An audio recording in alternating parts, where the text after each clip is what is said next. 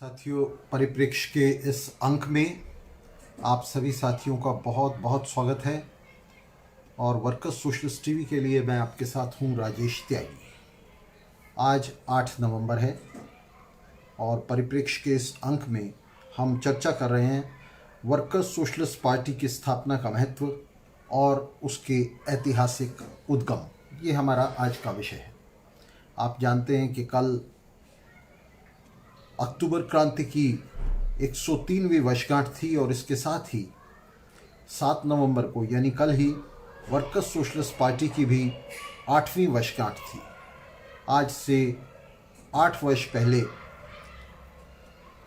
7 नवंबर 2012 को workers socialist party की स्थापना एक मुट्ठी भर साथियों ने दिल्ली के प्रेस क्लब में की थी, जहां पार्टी का कार्यक्रम प्रकाशित किया गया था। पार्टी का कार्यक्रम प्रेस के सामने, जनता के सामने रखा गया था और मजदूर वर्ग के अग्रणी तत्वों को, युवाओं के अग्रणी तत्वों को संबोधित करते हुए, उनसे अपील करते हुए, उनका आह्वान करते हुए विश्व समाजवादी क्रांति के लिए अदम्य संघर्ष को आगे बढ़ाने और उसके हिस्से के तौर पर दक्षिण एशिया में, भारतीय उपमहाद्वीप में समाजवाद के लिए संघर्ष करने, पूंजीवादी सरकारों के तख्ते उलटने और इस संघर्ष को, समाजवाद के लिए संघर्ष को, सर्वहारा क्रांति के लिए संघर्ष को आगे बढ़ाने के लिए आह्वान किया गया था। इस आह्वान को, इस अपील को कल 8 वर्ष पूरे हो गए और चूँकि कल हम अक्टूबर क्रांति पर चर्चा कर रहे थे, इसलिए पार्टी की स्थापना, उसके महत्व और उसके ऐतिहासिक उद्गमों पर चर्चा के लिए आज का दिन हमने नियत किया था। तो आज हम इस विषय पर चर्चा कर रहे हैं, जिसमें हम वर्कर्स सोशलिस्ट पार्टी की जो फाउंडेशन है, उसकी जो स्थापना है,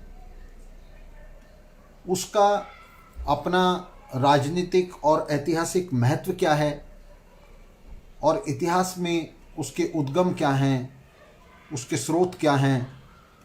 ये पार्टी, वर्कर्स सोशलिस्ट पार्टी, ऐतिहासिक ज़मीन में कहाँ धंसी हुई है, ये कौन सी लीगेसी को, कौन सी विरासत को रिप्रेजेंट करती है, उसका प्रतिनिधित्व करती है। तो हम इस पर जो है आज बात करने वाले हैं और ये महत्वपूर्ण चर्चा है साथियों, राजनीतिक रूप से। और इस सिलसिले में मैं वर्कर्स सोशलिस्ट पार्टी के एक प्रोग्राम से, उसके कार्यक्रम से, जिसे हमने 2012 में प्रकाशित किया था और जिसे लेकर हम लगातार 8 साल हमने स्टालिनवाद के खिलाफ जोरदार संघर्ष चलाया है, बुर्जुआ राष्ट्रवाद के खिलाफ जोरदार संघर्ष चलाया है, अंबेडकरवाद के, गांधीवाद के, माओवाद के और तमाम मार्क्सवाद से विजातीय तमाम प्रवृत्तियों के खिलाफ हमने अनम्य संघर्ष चलाया है इन 8 सालों में। तो उस पर हम बात करेंगे। ऐसा नहीं है कि हमने इन 8 ही सालों में संघर्ष चलाया है, उससे पहले इस कार्यक्रम के बनने तक और कार्यक्रम के इर्द गिर्द इन मुट्ठी भर साथियों के जुटने तक संघर्ष इससे भी ज़्यादा महत्वपूर्ण था। भारत में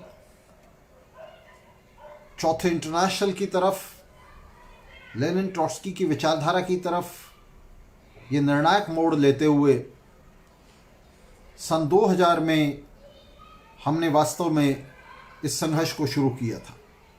और पार्टी कार्यक्रम के बनने में, पार्टी कार्यक्रम के निर्माण में ये 12 साल, 2000 से लेकर 2012 तक हम कह सकते हैं कि ये 12 साल का संघर्ष था। और उसके अगले ये 8 साल उस पार्टी कार्यक्रम के लिए संघर्ष था, जिसका ड्राफ्ट हमने 2012 में प्रस्तुत किया था। लेनिन और ट्रॉट्स्की, अक्टूबर क्रांति के दोनों महान नेताओं का यह मानना था कि पूरा राजनीतिक संघर्ष अपने आंतर्य में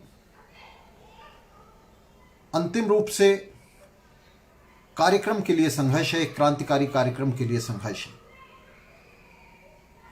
ट्रॉट्स्की ने लिखा कि हमारी सदी का जो सबसे बड़ा क्राइसिस है, जो सबसे बड़ा संकट है, राजनीतिक संकट है, वो लीडरशिप का संकट है, नेतृत्व का संकट है। और इस नेतृत्व के संकट में कार्यक्रम का संकट उसकी धुरी बनाता है। एक क्रांतिकारी कार्यक्रम के लिए संकट, और उस क्रांतिकारी कार्यक्रम के इर्द गिर्द अग्रणी युवाओं को, आगे बढ़े हुए सरबराह को, मजदूरों को जमा करना, ये हमारे वक्त की सबसे चुनौती है। एक ऐसे कार्यक्रम पर एग्रीमेंट्स तैयार करना, ऐसे कार्यक्रम के लिए इन अग्रणी तत्वों के बीच राजनीतिक सहमति हासिल करना, तो ये हमारे वक्त का सबसे बड़ा संकट है। इस दौर में, जिस दौर में हमने संघर्ष शुरू किया, तो इस किस्म का राजनीतिक संघर्ष दूर दूर तक भी गायब था। स्टालिनवादियों ने पिछले कई दशकों में, बल्कि मैं कहूँगा कि पूरी सेंचुरी में, पूरी शताब्दी में एक ऐसी परंपरा को विकसित कर दिया था जिसमें, जैसा अवतार सिंह पाश ने इनके बारे में लिखा कम्युनिस्ट पार्टियों के, कि बस एक्टिविज्म में सब कुछ रह गया था।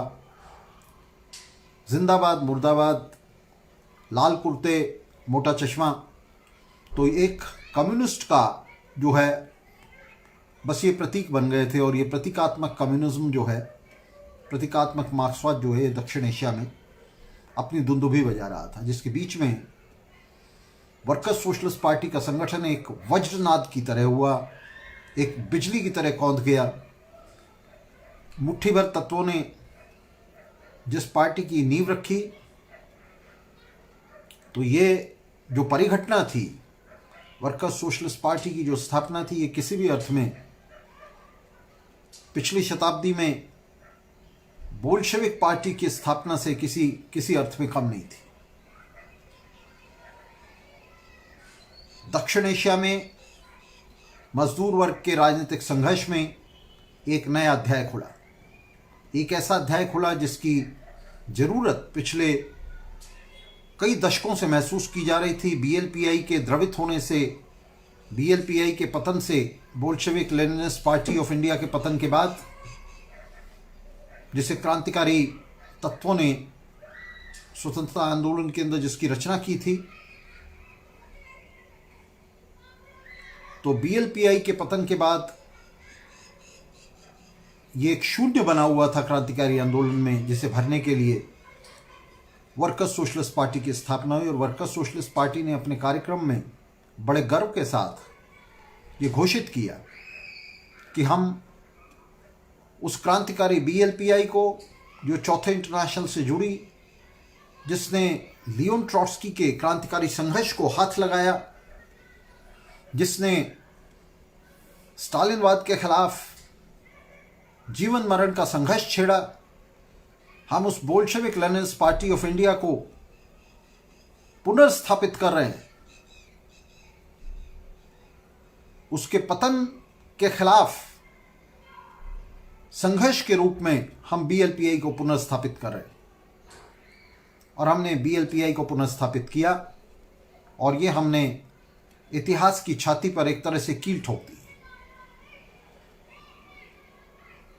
वर्कर्स सोशलिस्ट पार्टी का ये संगठन, वर्कर्स सोशलिस्ट पार्टी की स्थापना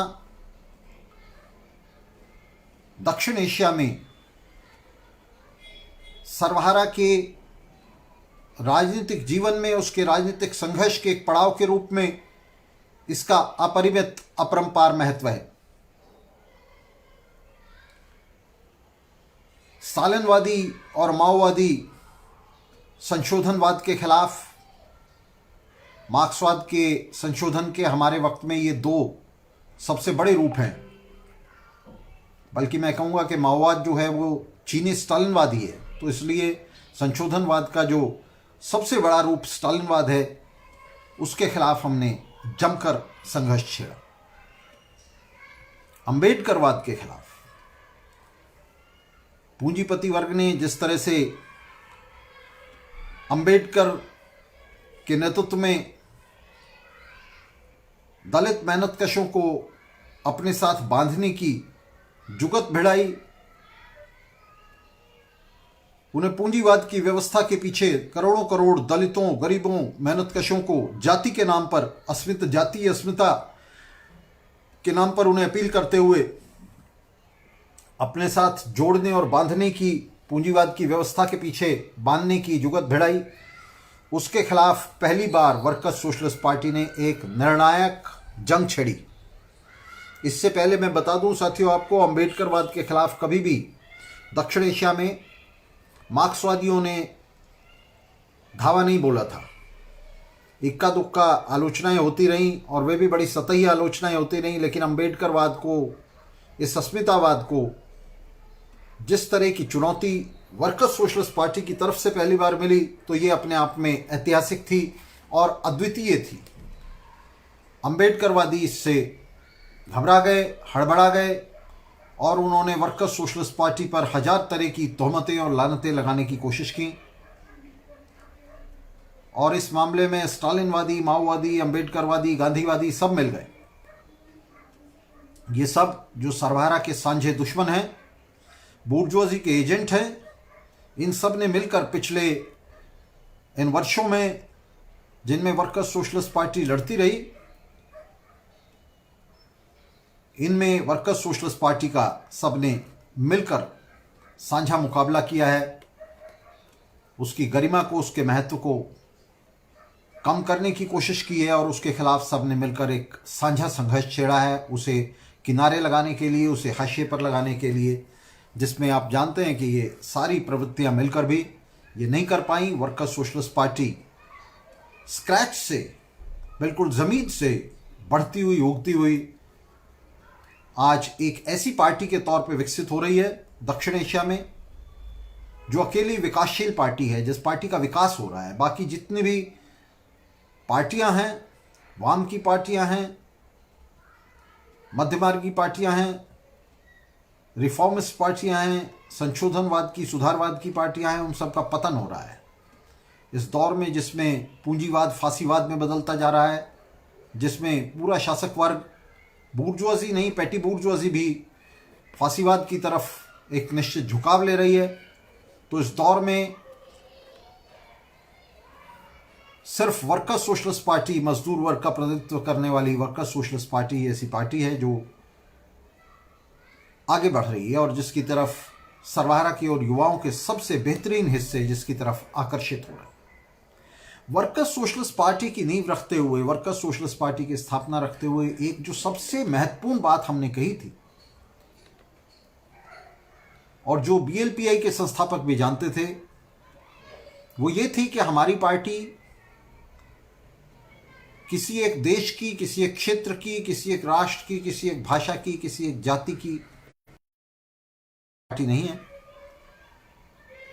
हमारी पार्टी अंतर्राष्ट्रीय मजदूर वर्ग के अंतर्राष्ट्रीय आंदोलन का एक अवयव है, उसका एक हिस्सा है, जिसका उद्देश्य आज विलित हो चुके चौथे इंटरनेशनल को पुनर्संगठित करना है, उसका दोबारा संगठन करना है। तो जब हम अपनी पार्टी की हिस्टोरिक रूट्स की बात करते हैं, उसके महत्व की, ऐतिहासिक महत्व की बात करते हैं, तो उसका जो सर्वोपरि ऐतिहासिक महत्व है वो पार्टी के इस अंतर्राष्ट्रीय चरित्र में निहित है।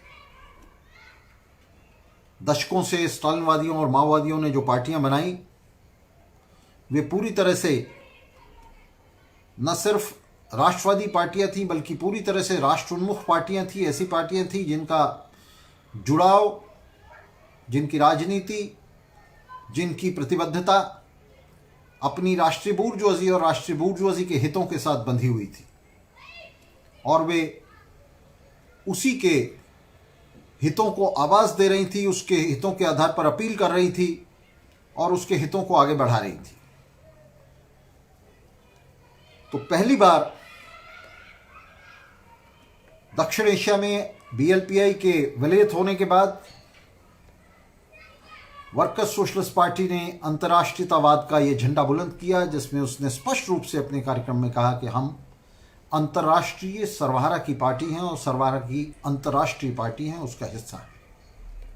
ये बहुत ही महत्वपूर्ण था। एक नए आधार पर, एक अंतर्राष्ट्रीय आधार पर कम्युनिस्ट आंदोलन को फिर से प्रतिष्ठापित कर दिया गया।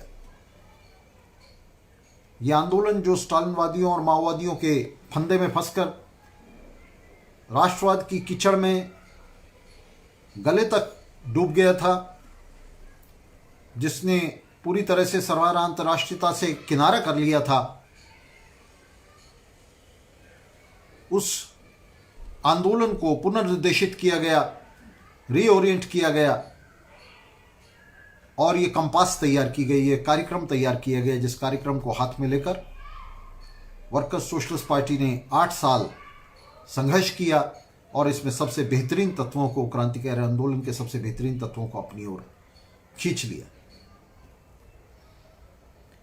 तो दक्षिण एशिया में, जैसे मैंने कहा कि ये विशेष रूप से, क्योंकि इसकी स्थापना, हालांकि ये पार्टी और इसका कार्यक्रम अंतर्राष्ट्रीय है, लेकिन इसकी स्थापना और इसका जो संगठन है वो अभी दक्षिण एशिया में विकसित हो रहा था। तो दक्षिण एशिया में इसका एक विशेष महत्व था और दक्षिण एशिया में लंबे समय से मार्क्सवाद के इस कैरिकेचर को, मार्क्सवाद के इस अधःपतन को, जिसे स्टालिनवादियों ने और माओवादियों ने सुनिश्चित बनाया था, उसे रोकने के लिए, उसे नई दिशा देने के लिए, आंदोलन को क्रांतिकारी दिशा देने के लिए वर्कर्स सोशलिस्ट पार्टी ने एक नया संघर्ष शुरू किया और एक नया अध्याय दक्षिण एशियाई मजदूर वर्ग के इतिहास में उसने खोल दिया। यहाँ प्रश्न ये नहीं था कि पार्टी के कितने सदस्य थे, पार्टी कितनी बड़ी थी। जैसा हमने बार बार कहा, जैसा हमारे गुरुओं ने, लेनिन ने, ट्रॉट्स्की ने बार बार कहा कि पार्टी का महत्व उसके संख्या में नहीं है, पार्टी का महत्व उसके कार्यक्रम में है और पूरा राजनीतिक संघर्ष अंत में एक कार्यक्रम के लिए संघर्ष है। तो हमारी पार्टी सबसे पहले कोई संगठन नहीं है दोस्तों। ये मैं बहुत ही महत्वपूर्ण बात आपसे कह रहा हूं कि स्टालिनवादी इस बात पर बहुत ज़्यादा जोर देते हैं। आप किसी भी स्टालिनवादी से बात करेंगे तो वो जनवादी केंद्रीयता को जो है सबसे पहले लाता है। तो उनके लिए जो पार्टी की मशीनरी और पार्टी का संगठन है, उसका जो ढांचा है और ढांचागत जो कमान है, वही पार्टी है। हमारे लिए वो पार्टी नहीं, हमारे लिए वो बहुत ही गौण और द्वितीयक महत्व की चीज़ है। हमारे लिए पार्टी का अर्थ है सबसे ऊपर और सबसे पहले एक कार्यक्रम, क्रांतिकारी कार्यक्रम। इसलिए हम जब साथियों को पार्टी के साथ जोड़ते हैं,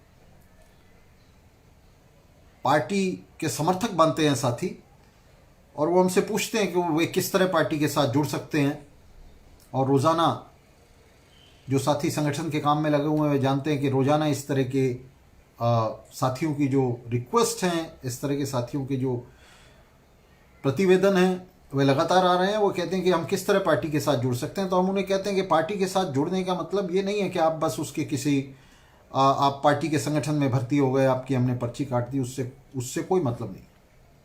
पार्टी के साथ जुड़ने का मतलब है उसके कार्यक्रम को आत्मसात करना। और ये कार्यक्रम क्या है दोस्तों? इस कार्यक्रम को हमें समझना पड़ेगा कि ये कार्यक्रम कोई कागज़ का पुर्जा नहीं है। ये कार्यक्रम वास्तव में पिछले लगभग 150 सालों की जो संघर्ष यात्रा है, उसकी विजयों और पराजयों का एक अनवरत इतिहास है। उसकी एक बैलेंस शीट है, उसका बही खाता है।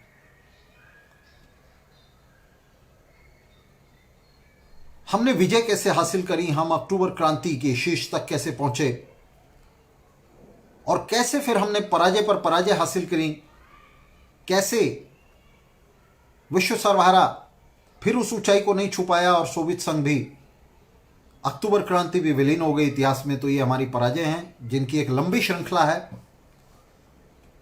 और हमारी छोटी बड़ी विजय इनके साथ बंधी हुई हैं। पिछली इस सेंचुरी में जो इतिहास है, पिछली सदी का जो इतिहास है, वो इन पराजयों का इतिहास नहीं है, वो लेनिनवादियों, ट्रॉट्स्कीवादियों के अनम्य संघर्षों का भी इतिहास है। हमने सबसे ज़्यादा बलिदान दिए हैं। अगर पिछली शताब्दी को उठाया जाए और ये देखा जाए कि किस राजनीतिक विचारधारा के लोगों ने सबसे ज़्यादा बलिदान दिए हैं, तो ये हम लेनिनवादी ट्रॉट्स्कीवादी हैं जिन्होंने सबसे ज़्यादा बलिदान दिए, जिन्होंने सबसे ज़्यादा संघर्ष किया है। और ये संघर्ष जंतर मंतर पर मुंह फाड़कर जिंदाबाद मुर्दाबाद करने वाला संघर्ष नहीं है, ये उतना सरल संघर्ष नहीं है। ये संघर्ष हड्डियां गला देने वाला संघर्ष है, जिसमें साथी बिना कोई नाम कमाए, बिना चुनाव लड़े, बिना किसी उसके स्वीकरण के लिए, उसकी स्वीकृति के लिए लगातार लड़ते चले जा रहे हैं।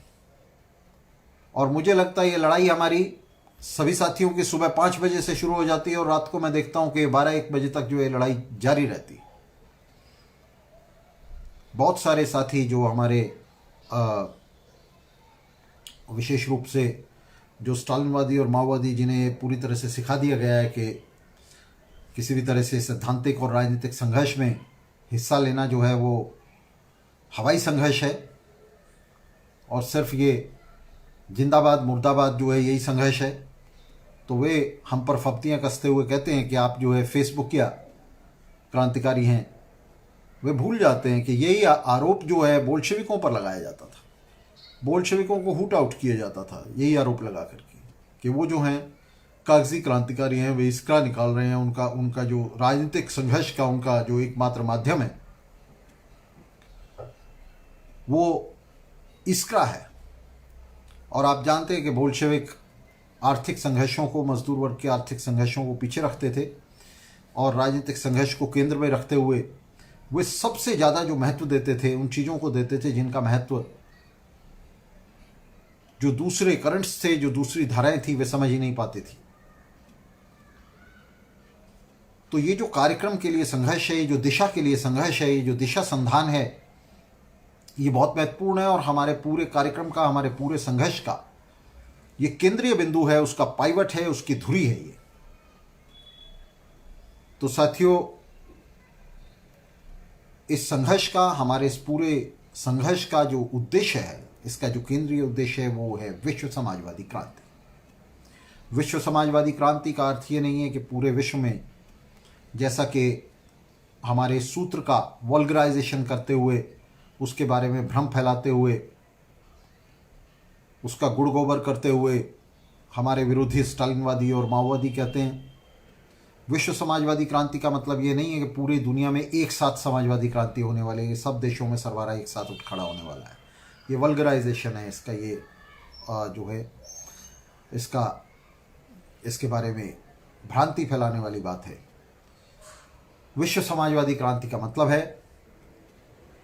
एक ऐसी क्रांति जिसमें सर्वहारा एक देश से कुछ देशों में, कुछ देशों से बहुत से देशों में और बहुत से देशों से सभी देशों में पूंजीपति वर्ग के तख्ते उलटते हुए, सत्ता को हाथ में लेते हुए पूरी दुनिया में सत्ता पर काबिज होगा। तो ये एक श्रृंखला है। विश्व समाजवादी क्रांति सर्वहारा की विजयों की, अंतर्राष्ट्रीय सर्वहारा की विजयों की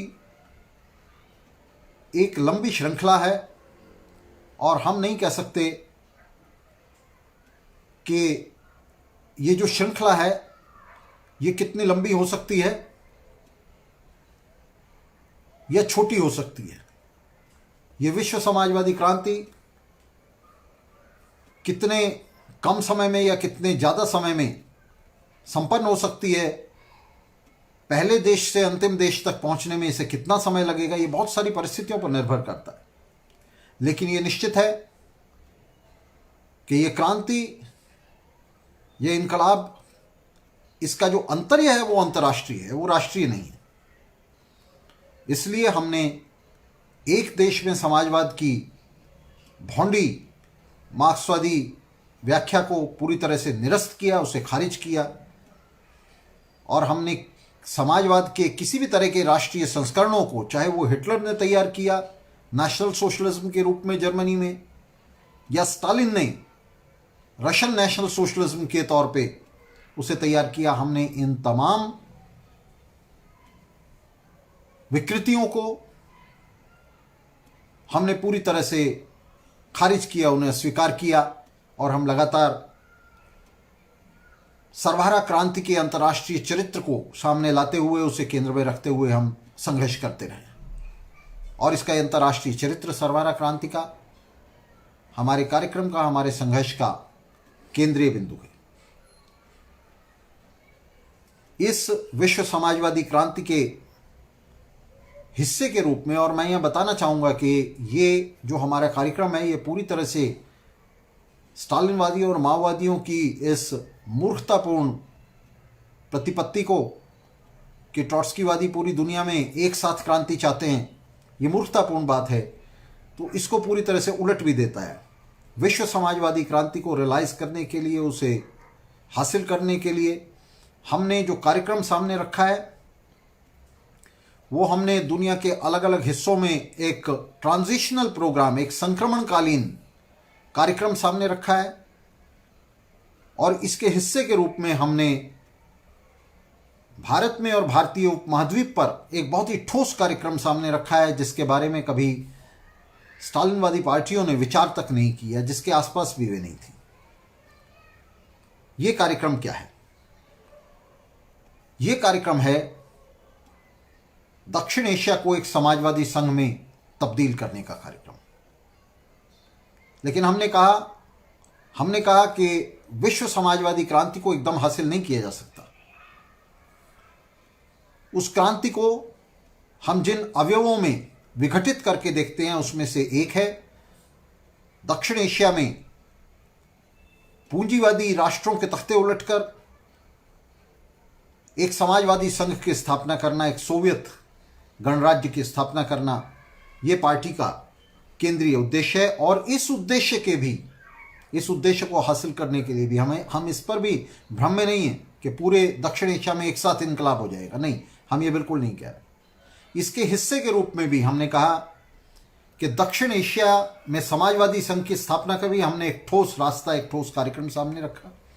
हमने कहा कि इसका जो रास्ता है वो 1947 का जो सांप्रदायिक विभाजन है, जिसमें भारत पाकिस्तान और बाद में पाकिस्तान को दो टुकड़े करके बांग्लादेश बना, तो दक्षिण एशिया में समाजवादी संघ को हासिल करने का रास्ता 1947 के सांप्रदायिक विभाजन को उलटने से होकर जाता है।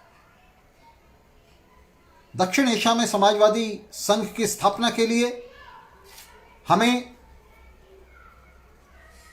निश्चित रूप से 1947 के इस सांप्रदायिक विभाजन को, जिसने पूरे क्षेत्र को वैरी शत्रुतापूर्ण राष्ट्रों में बांट दिया, पूंजीवादी राष्ट्रों में बांट दिया, जिसने जनता के बीच में हिंदू मुस्लिम के नाम पर विभाजन पैदा कर दिया, तो इसको उलटने से लेकर, इसके निरस्तीकरण से लेकर, इसको खारिज करते हुए, नीचे से क्रांति के जरिए इसको खारिज करते हुए ये रास्ता आगे बढ़ता है, दक्षिण एशियाई समाजवादी संघ की तरफ जाता है। लेकिन क्या भारत, पाकिस्तान और बांग्लादेश में एक साथ क्रांति संभव है? तो नहीं। इस पर भी हमारे दिमाग में कोई गड़बड़ झाला नहीं है, कोई भ्रांति नहीं है। इसलिए हमने इस सांप्रदायिक विभाजन को उलटने के लिए भी और भारतीय उपमहाद्वीप के पुनर्एकीकरण के लिए, उसके रीयूनिफिकेशन के लिए भी हमारा जो कार्यक्रम है वो ये है। हम स्पष्ट रूप से ये कहना चाहते हैं कि हम नहीं जानते कि ये इनकलाब, ये क्रांति नई दिल्ली से पहले शुरू होगी, लाहौर से शुरू होगी, या ढाका से शुरू होगी, या काठमांडू से शुरू होगी, या कोलंबो से शुरू होगी। हम नहीं जानते कि कहाँ सर्वहारा सबसे पहले धावे बोलेगा, कहाँ से ये चिंगारी शुरू होगी और कितनी तेजी से बाकी की सत्ताएं उलटती चली जाएंगी। अभी मध्य पूर्व में हमने देखा कि जैसे इनकलाब शुरू हुआ, हालांकि सर्वहारा वहाँ सत्ता नहीं ले सका क्योंकि सर्वहारा पार्टी मौजूद नहीं थी, नेतृत्वकारी कार्यक्रम नहीं था, उसके गिर्द पार्टी नहीं थी। लेकिन ये जो इनकलाब शुरू हुआ मध्य पूर्व में, जिसने तानाशाहियों के तख्ते उल्टे, वहाँ साम्राज्यों के तख्ते उल्टे, तो ये इनकलाब आपने देखा कि ओवरनाइट, रातों रात, एक देश के बाद दूसरे देश में जो है तख्ते उलटते चले गए। तो हम नहीं जानते कि यहाँ ये कितना स्विफ्ट होगा या कितना स्लो होगा, कितना तेज़ होगा या कितना धीमा होगा। इसकी हम कोई भविष्यवाणी नहीं कर सकते। ये बहुत सारे फैक्टर्स पर, अवयवों पर और विशेष रूप से उस समय की अंतर्राष्ट्रीय स्थिति पर निर्भर करेगा जिस समय ये तख्ते पलट रहे होंगे, जिस समय ये क्रांतिकारी संघर्ष फलीभूत हो रहा होगा, अपने उद्देश्य को हासिल कर रहा होगा। लेकिन हम एक बात निश्चित रूप से जानते हैं कि क्रांति का यह रास्ता निश्चित रूप से अंतर्राष्ट्रीय सर्वहारा को विश्व समाजवादी क्रांति की तरफ ले जाएगा। ये विस्फोट चाहे दक्षिण एशिया में हो, लैटिन अमेरिका में हो, अफ्रीका में हो, या यूरोप में शुरू हो या अमेरिका में शुरू हो, हम नहीं जानते। हमारी दुनिया में सबसे ज़्यादा संभावनाएं पिछड़ी दुनिया में मौजूद हैं, जहां मजदूर वर्ग के पास एक विद्रोही किसान वर्ग भी मौजूद है, एक विद्रोही कृषि संकट की वजह से एक विद्रोही किसान जो है वो मौजूद है, जो उसके लिए लीवर का उत्तोलक का काम करता है मजदूर वर्ग के लिए, और जिस उत्तोलक को इस्तेमाल करके मजदूर वर्ग सत्ता में आ सकता है, अपने आंदोलन को फलीभूत कर सकता है बूर्जोजी के खिलाफ। लेकिन एक बात निश्चित है कि दुनिया के किसी भी हिस्से में ये इनकलाब शुरू हो, इस इनकलाब को हमारे वक्त में फैलते हुए बहुत समय नहीं लगेगा। पूरी दुनिया को समाजवाद के पथ पर डालते हुए, पूरी दुनिया का समाजवादी झंडे के नीचे एकीकृत करते हुए क्रांति को अधिक समय नहीं लगेगा। और अगर ये क्रांति उन्नत देशों से शुरू होती है तब तो ये बहुत ही आसान होगा।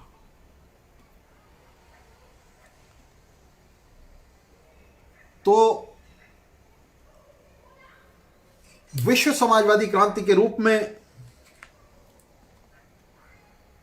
इस क्रांति की परिकल्पना करते हुए, अंतर्राष्ट्रीय क्रांति की परिकल्पना करते हुए, हमने ये भ्रम कभी नहीं पाला, जैसे हमारे विरोधी जो गैर मार्क्सवादी, स्टालिनवादी और माओवादी हैं, वे कहते हैं, तो हमने ये भ्रम कभी नहीं पाला कि पूरी दुनिया में या दक्षिण एशिया में या भारतीय उपमहाद्वीप पर एक साथ क्रांति शुरू हो जाएगी। हालांकि ये सही है कि अगर मान लीजिए लाहौर में या नई दिल्ली में या ढाका में ये क्रांति शुरू होती है तो ये बड़ी तेज़ी से भारतीय उपमहाद्वीप पर फैलेगी, इसकी भौगोलिक स्थिति ऐसी है। और इसी तरह अगर अफ्रीका के किसी देश में क्रांति शुरू होती है तो वो दक्षिण और उत्तरी अफ्रीका में तेज़ी से फैलती चली जाएगी। इसी तरह लैटिन अमेरिका में उस क्रांति को साम्राज्यवादी ताकतें, सरवारा क्रांति को लंबे समय के लिए रोक नहीं पाएंगी। तो ये जो भौगोलिक क्षेत्र हैं जिनमें दुनिया बटी हुई है, आज भी बटी हुई है,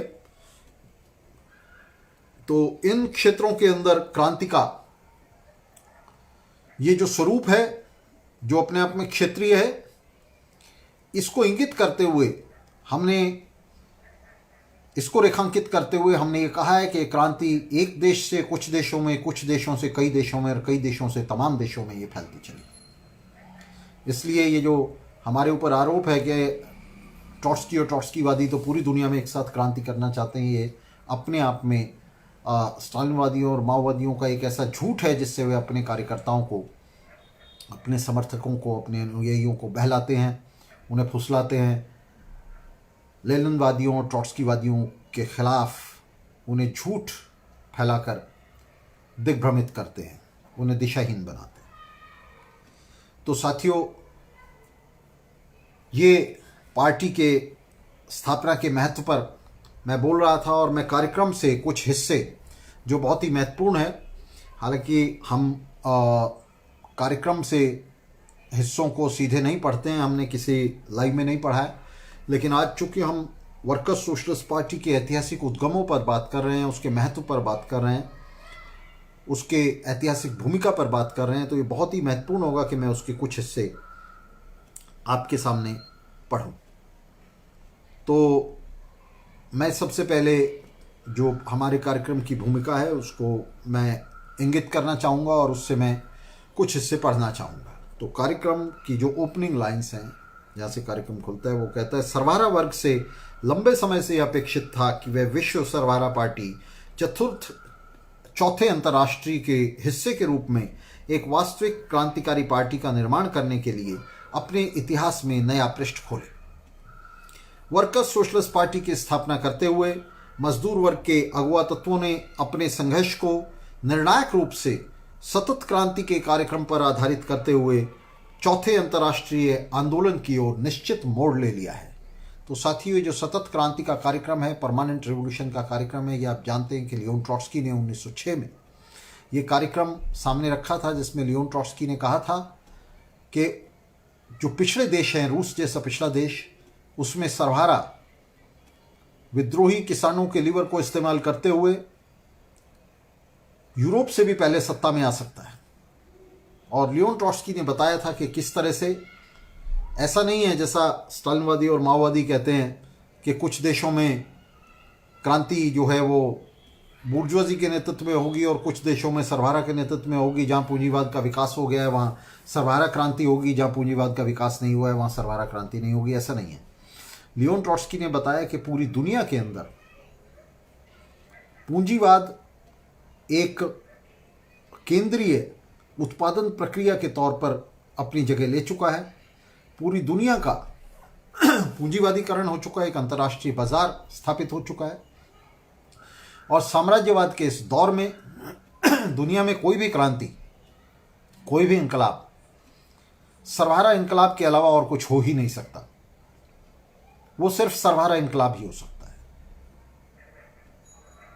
जहां सर्वहारा इंकलाब का नेतृत्व नहीं कर रहा होगा, अपना अधिनायकत्व नहीं स्थापित कर पाएगा, अपनी तानाशाही नहीं स्थापित कर पाएगा, वो इंकलाब द्रवित हो जाएगा। उसी तरह से द्रवित हो जाएगा जैसे 1917 की फरवरी द्रवित हो गई थी।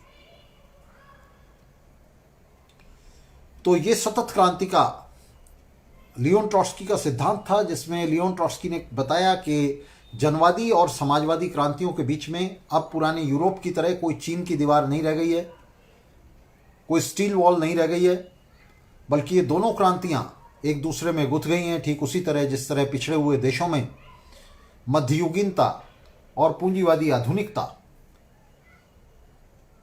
मध्ययुगीन बर्बरता और पूंजीवादी आधुनिकता आपस में गुथ गए हैं।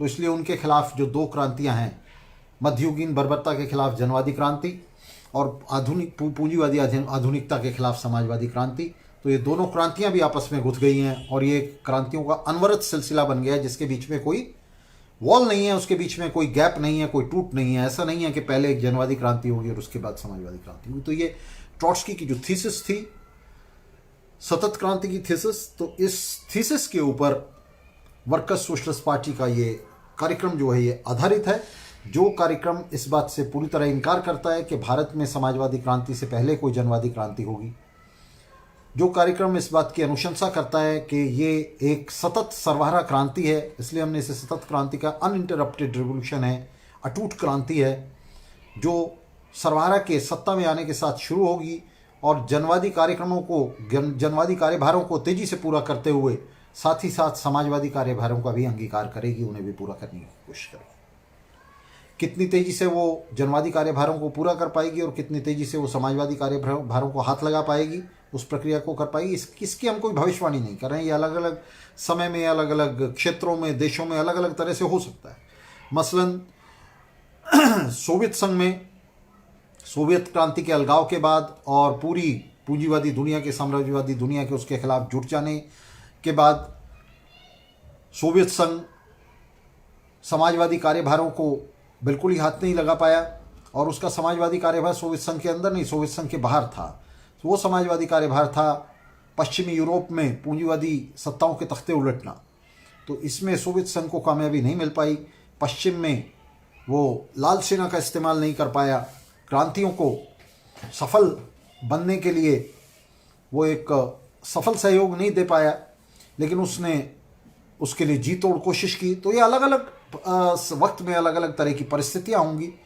मान लीजिए ये पिछड़े रूस की जगह ये क्रांति अमेरिका या पश्चिमी यूरोप में हुई होती, तो निश्चित रूप से ये जो अंतर्राष्ट्रीय कार्यभार है इनको बड़ी तेज़ी से हाथ में लेती है, क्रांति समाजवादी कार्यभारों को बड़ी तेज़ी से हाथ में लेती और बड़ी तेज़ी से जो लाल सेना है, जो रेड आर्मी है, रिवोल्यूशन की जो आर्मी है, वो एक के बाद दूसरे तख्ते पलटती चली जाती। तो ये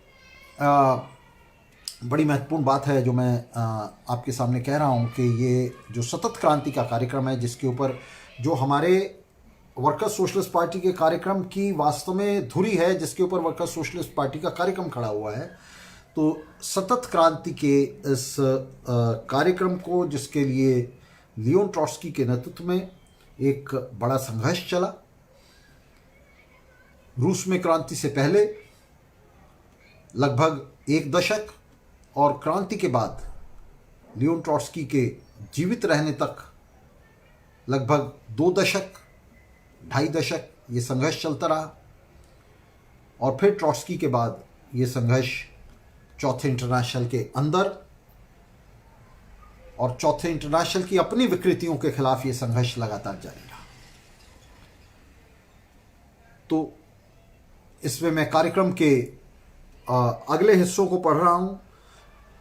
हमारा कार्यक्रम कहता है कि हमारे कार्यक्रम का उद्देश्य है मजदूरों युवाओं को पिछली शताब्दी में विश्व सरबराह की विजयों पराजयों से निकले अमूल्य निष्कर्षों पर आधारित एक क्रांतिकारी परिप्रेक्ष्य से लैस करना और इस प्रकार उन्हें समाजवाद के लिए उस अनमनीय और अदम्य संघर्ष की ओर पुनर्निर्देशित करना जो तब से चतुर्थ अंतर्राष्ट्रीय के बैनर तले सतत क्रांति के युद्धघोष के साथ समाजवादी आंदोलन के स्टालिनवादी माओवादी अधःपतन के विरुद्ध चलाया जाता रहा है। तो यहाँ हम संघर्ष की निरंतरता की बात कर रहे हैं, जिस संघर्ष का उद्देश्य एक तरफ तो इसका जो स्टालिनवादी मार्क्सवादी आंदोलन का, कम्युनिस्ट आंदोलन का जो स्टालिनवादी माओवादी अधःपतन है, उसका डिग्रेडेशन है, उसका डिकम्पोजिशन है, उसके खिलाफ लड़ाई इस पूरे हमारे सतत क्रांति के लिए संघर्ष का एक बहुत महत्वपूर्ण हिस्सा है। और इसके साथ साथ एक परिप्रेक्ष्य, एक दिशा से युवाओं और मजदूरों को लेस करना और इस विश्लेषण को अतीत की विजयों और पराजयों के पूरे ऐतिहासिक अवलोकन पर, ऐतिहासिक मूल्यांकन पर आधारित करना, तो ये हमारे कार्यक्रम का उद्देश्य है। प्रकारांतर से यह कार्यक्रम न सिर्फ सर्वहारा वर्ग के प्रत्यक्ष शत्रुओं, तो ये प्रत्यक्ष शत्रु कौन से हैं सर्वहारा वर्ग के? बूर्जुआ राष्ट्रवाद और उदारवाद के विरुद्ध। तो बूर्जुआ राष्ट्रवाद और उदारवाद ये प्रत्यक्ष शत्रु हैं जो सामने खड़े हैं, दिखाई दे रहे हैं। बल्कि उसके छद्म शत्रुओं सामाजिक जनवाद, स्टालिनवाद, माओवाद, मध्य मार्ग और निम्न बूर्जुआ क्रांतिवाद के विरुद्ध भी, जिन्होंने सर्वहारा आंदोलन को धोखा देते हुए पिछली शताब्दी में बारंबार बूर्जुआजी को अपनी सत्ता पुनः स्थिर करने में अवसर और सहायता प्रदान की, अविरत राजनीतिक युद्ध छेड़ने की मांग करता है। तो हमारा कार्यक्रम स्पष्ट रूप से कह रहा है कि जो खुले शत्रु हैं सर्वहारा के, उनके साथ साथ, और यहाँ जब हम बूर्जुआ राष्ट्रवाद की बात करते हैं तो इस बूर्जुआ राष्ट्रवाद की जो अति परिणति है, फांसीवाद, वो भी इसमें शामिल है। तो राष्ट्रवाद, उदारवाद और फांसीवाद के खिलाफ ही नहीं, जो खुले शत्रु हैं, जिनका पता है हमें कि ये सामने सर्वहारा के शत्रु हैं और पूंजीवाद के दलाल हैं, बल्कि उसके जो छुपे हुए शत्रु हैं, जिनमें सोशल डेमोक्रेट्स हैं, सामाजिक जनवादी, मैंने आपको कल बताया था किस तरह से दूसरे इंटरनेशनल के जो नेता हैं जो बूर्जुआ राष्ट्रवाद में धंसे हैं और जिन्होंने बड़ी गद्दारी की यूरोप में क्रांतियों से, और यूरोप में क्रांतियों की लहर को सोवियत क्रांति के बाद, अक्टूबर क्रांति के बाद उसे दबाने में, उसका दमन करने में अपनी सरकारों की सहायता की। वो साथ ही स्टालिनवाद, माओवाद, मध्य वर्ग और निम्न बूर्जुआ क्रांतिवाद, ये जो निम्न बूर्जुआ क्रांतिवाद है ये और भी खतरनाक है। ये अरुंधति रॉय जैसों का जो क्रांतिवाद है, जिसमें वे दोहरी लफाजी करते हैं, ज़बान चलाते हैं, ज़बान से क्रांतिकारी लगते हैं, लेकिन सर्वहारा के दृष्टिकोण से वे विरोध नहीं करते पूंजीवाद का। वे पूंजीवाद का विरोध निम्न पूंजीवादी राष्ट्रवादी दृष्टिकोण से करते हैं और राष्ट्रवाद की ज़मीन में उसी तरह से धंसे रहते हैं जिस तरह से बड़ी बूर्जुआजी धंसी हुई, अपनी बड़ी बूर्जुआजी का इस मामले में वे पल्ला पकड़ते हैं। तो हमारा कार्यक्रम स्पष्ट रूप से कहता है कि समूचे विश्व पर साम्राज्यवाद का वर्चस्व कायम है। कायम है का मतलब है कि लेनिन और ट्रॉट्स्की के वक्त से लेकर अक्टूबर क्रांति के लिए संघर्ष से लेकर आज तक पूरी एक सदी में ये जो साम्राज्यवाद का वर्चस्व है, उसका डोमिनेशन है, पूरी दुनिया पर कायम है। हमारा कार्यक्रम कहता है कि विज्ञान और प्रौद्योगिकी में अत्यधिक विकास के साथ विशेष रूप से माइक्रोचिप, इंटीग्रेटेड सर्किट और कंप्यूटर के आविष्कार के बाद भौतिक उत्पादक शक्तियों का प्रसार अपने चरम पर पहुंच गया है, जिसने न सिर्फ विपन्नता और अभावों का पूर्ण उन्मूलन सुनिश्चित बनाने, बल्कि भौतिक साधनों की प्रचुरता और सभी प्रकार के शारीरिक श्रम के उन्मूलन के साथ दुनिया में सभी के लिए सुंदर जीवन स्तर सुनिश्चित करते हुए मानव जाति के लिए उच्चतर सोपानों पर संस्कृति के प्रफुल्लित होने के लिए मार्ग प्रशस्त कर दिया है। तो ये बहुत महत्वपूर्ण और प्रस्तावना है पार्टी की, जिसमें पार्टी ने कहा कि दुनिया में जो वस्तुगत परिस्थितियां हैं, एक ऐसी दुनिया के लिए जिसमें प्रचुरता है, तो एक ऐसी दुनिया पैदा हो चुकी है जिसके अंदर प्रचुरता है चीज़ों की, चीज़ें बहुत ज़्यादा हैं और चीज़ें इस तरह से ज़्यादा हैं कि किसी भी तरह की गरीबी, किसी भी तरह की विपन्नता दुनिया में आज मौजूद नहीं हो सकती।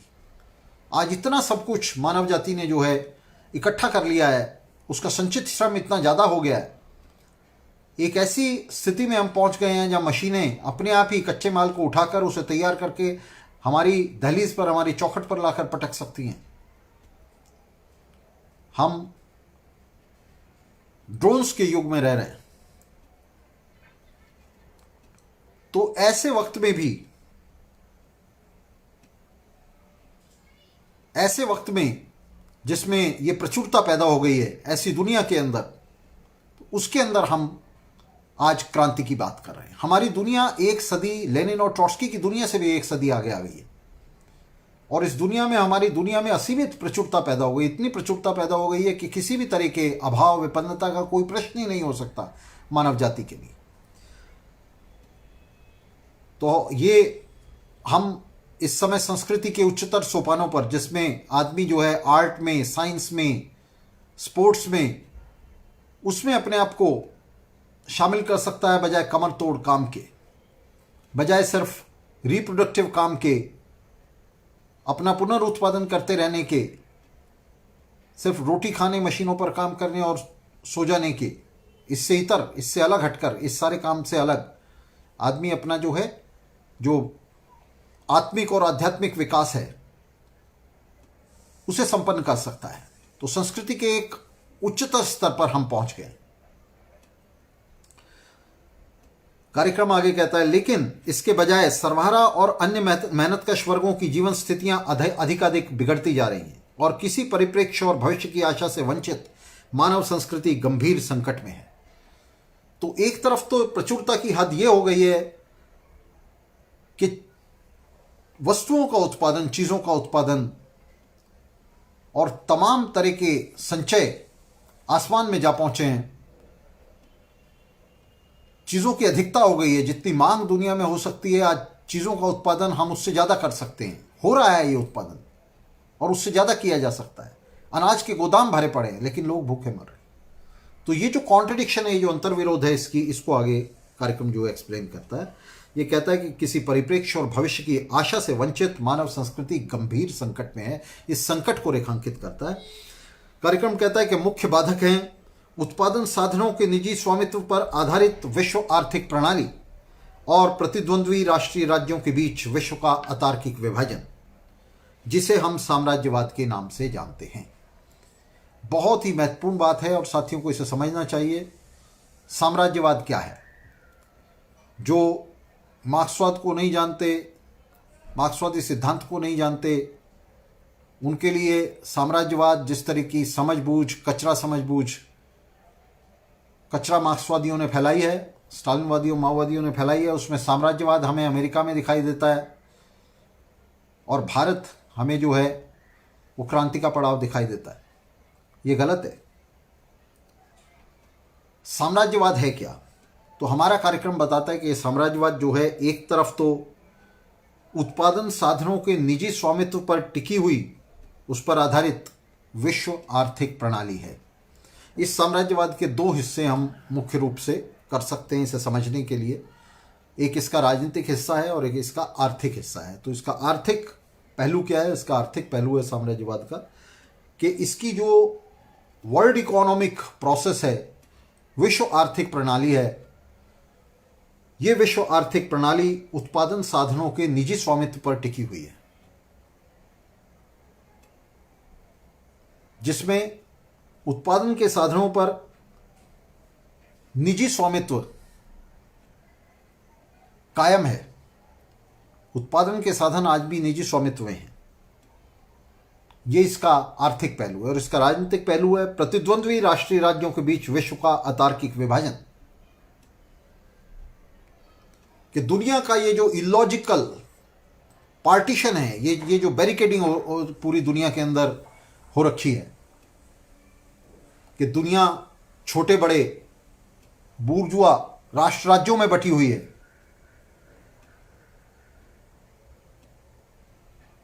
तो ये जो विभाजन है दुनिया का, ये साम्राज्यवाद का राजनीतिक पहलू है। और ये सिर्फ विभाजित नहीं है, बल्कि ये जो राष्ट्र राज्य हैं, ये शत्रुतापूर्ण राष्ट्र राज्य हैं, जो एक दूसरे के खिलाफ रेस लगा रहे हैं, एक दूसरे के खिलाफ दौड़ लगा रहे हैं, और अपनी जेबें भरने के लिए, अपने आप को बनाए रखने के लिए एक दूसरे का गला रेत देने पर उतारू हैं। एक दूसरे के खिलाफ युद्ध कर रहे हैं, परोक्ष युद्ध कर रहे हैं, सीधे युद्ध कर रहे हैं, आतंकवाद फैला रहे हैं, हिंसा और मारामारी कर रहे हैं। तो पूरी दुनिया के अंदर इस मारामारी के लिए, साम्राज्यवाद के इस ढांचे के लिए, उसके दो पहलू हमने अपने कार्यक्रम में जो है इंगित किए हैं। एक तो उत्पादन के साधनों का निजी स्वामित्व, जिस पर विश्व आर्थिक प्रणाली, साम्राज्यवाद की जो पूरी आर्थिक प्रणाली है, उसका जो इकोनॉमिक सिस्टम है वो टिका हुआ है, वो प्राइवेट प्रॉपर्टी है। और दूसरी तरफ दुनिया का, पूंजीवादी दुनिया का छोटे बड़े राष्ट्र राज्यों के बीच में अतार्किक विभाजन है। इलॉजिकल इसलिए कि इस विभाजन का कोई आधार नहीं है। दुनिया क्यों विभाजित हो? अगर एब्स्ट्रैक्शन में ये सवाल पूछा जाए कि दुनिया को इन छोटे बड़े राष्ट्र राज्यों में विभाजित होने की, इस वीज़ा पासपोर्ट के निज़ाम की, इन तमाम अवरोधों की, रोकों की क्या ज़रूरत है? तो ये बहुत ही अतार्किक है। ये तर्क की कसौटी पर किसी तरह से खरा नहीं उतरता।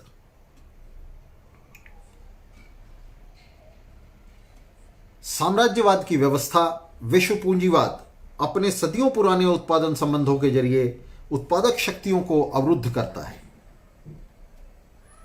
और समाजवादी समाज की ओर बढ़ने के रास्ते को बाधित करता है। यह बहुत महत्वपूर्ण है। कार्यक्रम कहता है कि साम्राज्यवाद की व्यवस्था यानी विश्व पूंजीवाद वर्ल्ड कैपिटलिज्म साम्राज्यवाद की व्यवस्था है, उसकी आर्थिक व्यवस्था है। तो ये अपने सदियों पुराने उत्पादन संबंधों के जरिए, इसके जो उत्पादन संबंध है, इसके जो सामाजिक संबंध हैं, ये पुराने पड़ चुके हैं, ये गल सड़ रहे हैं, ये पूरी तरह से कालातीत हो चुके हैं और अतीत के गर्भ में समाने के बजाय ये जिंदा हैं। आज भी इन्हें पूंजीवाद जो है जिंदा रखे हुए है। अपने सदियों पुराने उत्पादन संबंधों के जरिए उत्पादक शक्तियों को अवरुद्ध करता है और समाजवादी समाज की ओर बढ़ने के रास्ते को बाधित करता है। तो ये जो पुराने पड़ चुके सामाजिक संबंध हैं, ये नई प्रोडक्टिव फोर्सेस को, नई उत्पादन शक्तियों को बढ़ने से रोकते हैं। बहुत ही सटीक उदाहरण इसके हम अपने आसपास देख सकते हैं, किस तरह से जातीय पंचायतें, खाप पंचायतें, मैं सामाजिक संबंधों में इसका उदाहरण दे रहा हूं, वे किस तरह से गांव के अंदर लड़कियों को मोबाइल फोन रखने और जीन्स पहनने तक के खिलाफ जो है फतवे जारी कर रही है।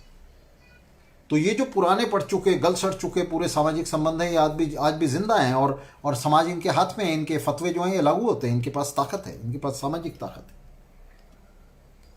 तो ये नई उत्पादन शक्तियों को पूरी तरह से बाधित कर रहे हैं, नई दुनिया को विकसित होने से, विशेष रूप से समाजवाद को विकसित होने से ये बाधित कर रहे हैं। साम्राज्यवाद का विकास पूंजीवाद की आर्थिक बुनियाद पर हुआ है।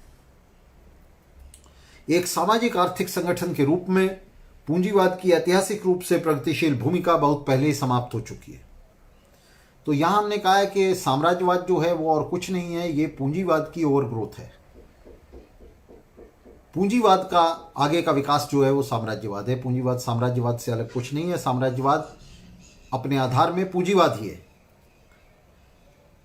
और एक सामाजिक आर्थिक संगठन के रूप में पूंजीवाद की ऐतिहासिक रूप से प्रगतिशील भूमिका बहुत पहले ही समाप्त हो चुकी है। वो आप जानते हैं कि यूरोप की जो बुर्जुआ जनवादी क्रांतियां हैं, उन क्रांतियों के समापन के साथ साथ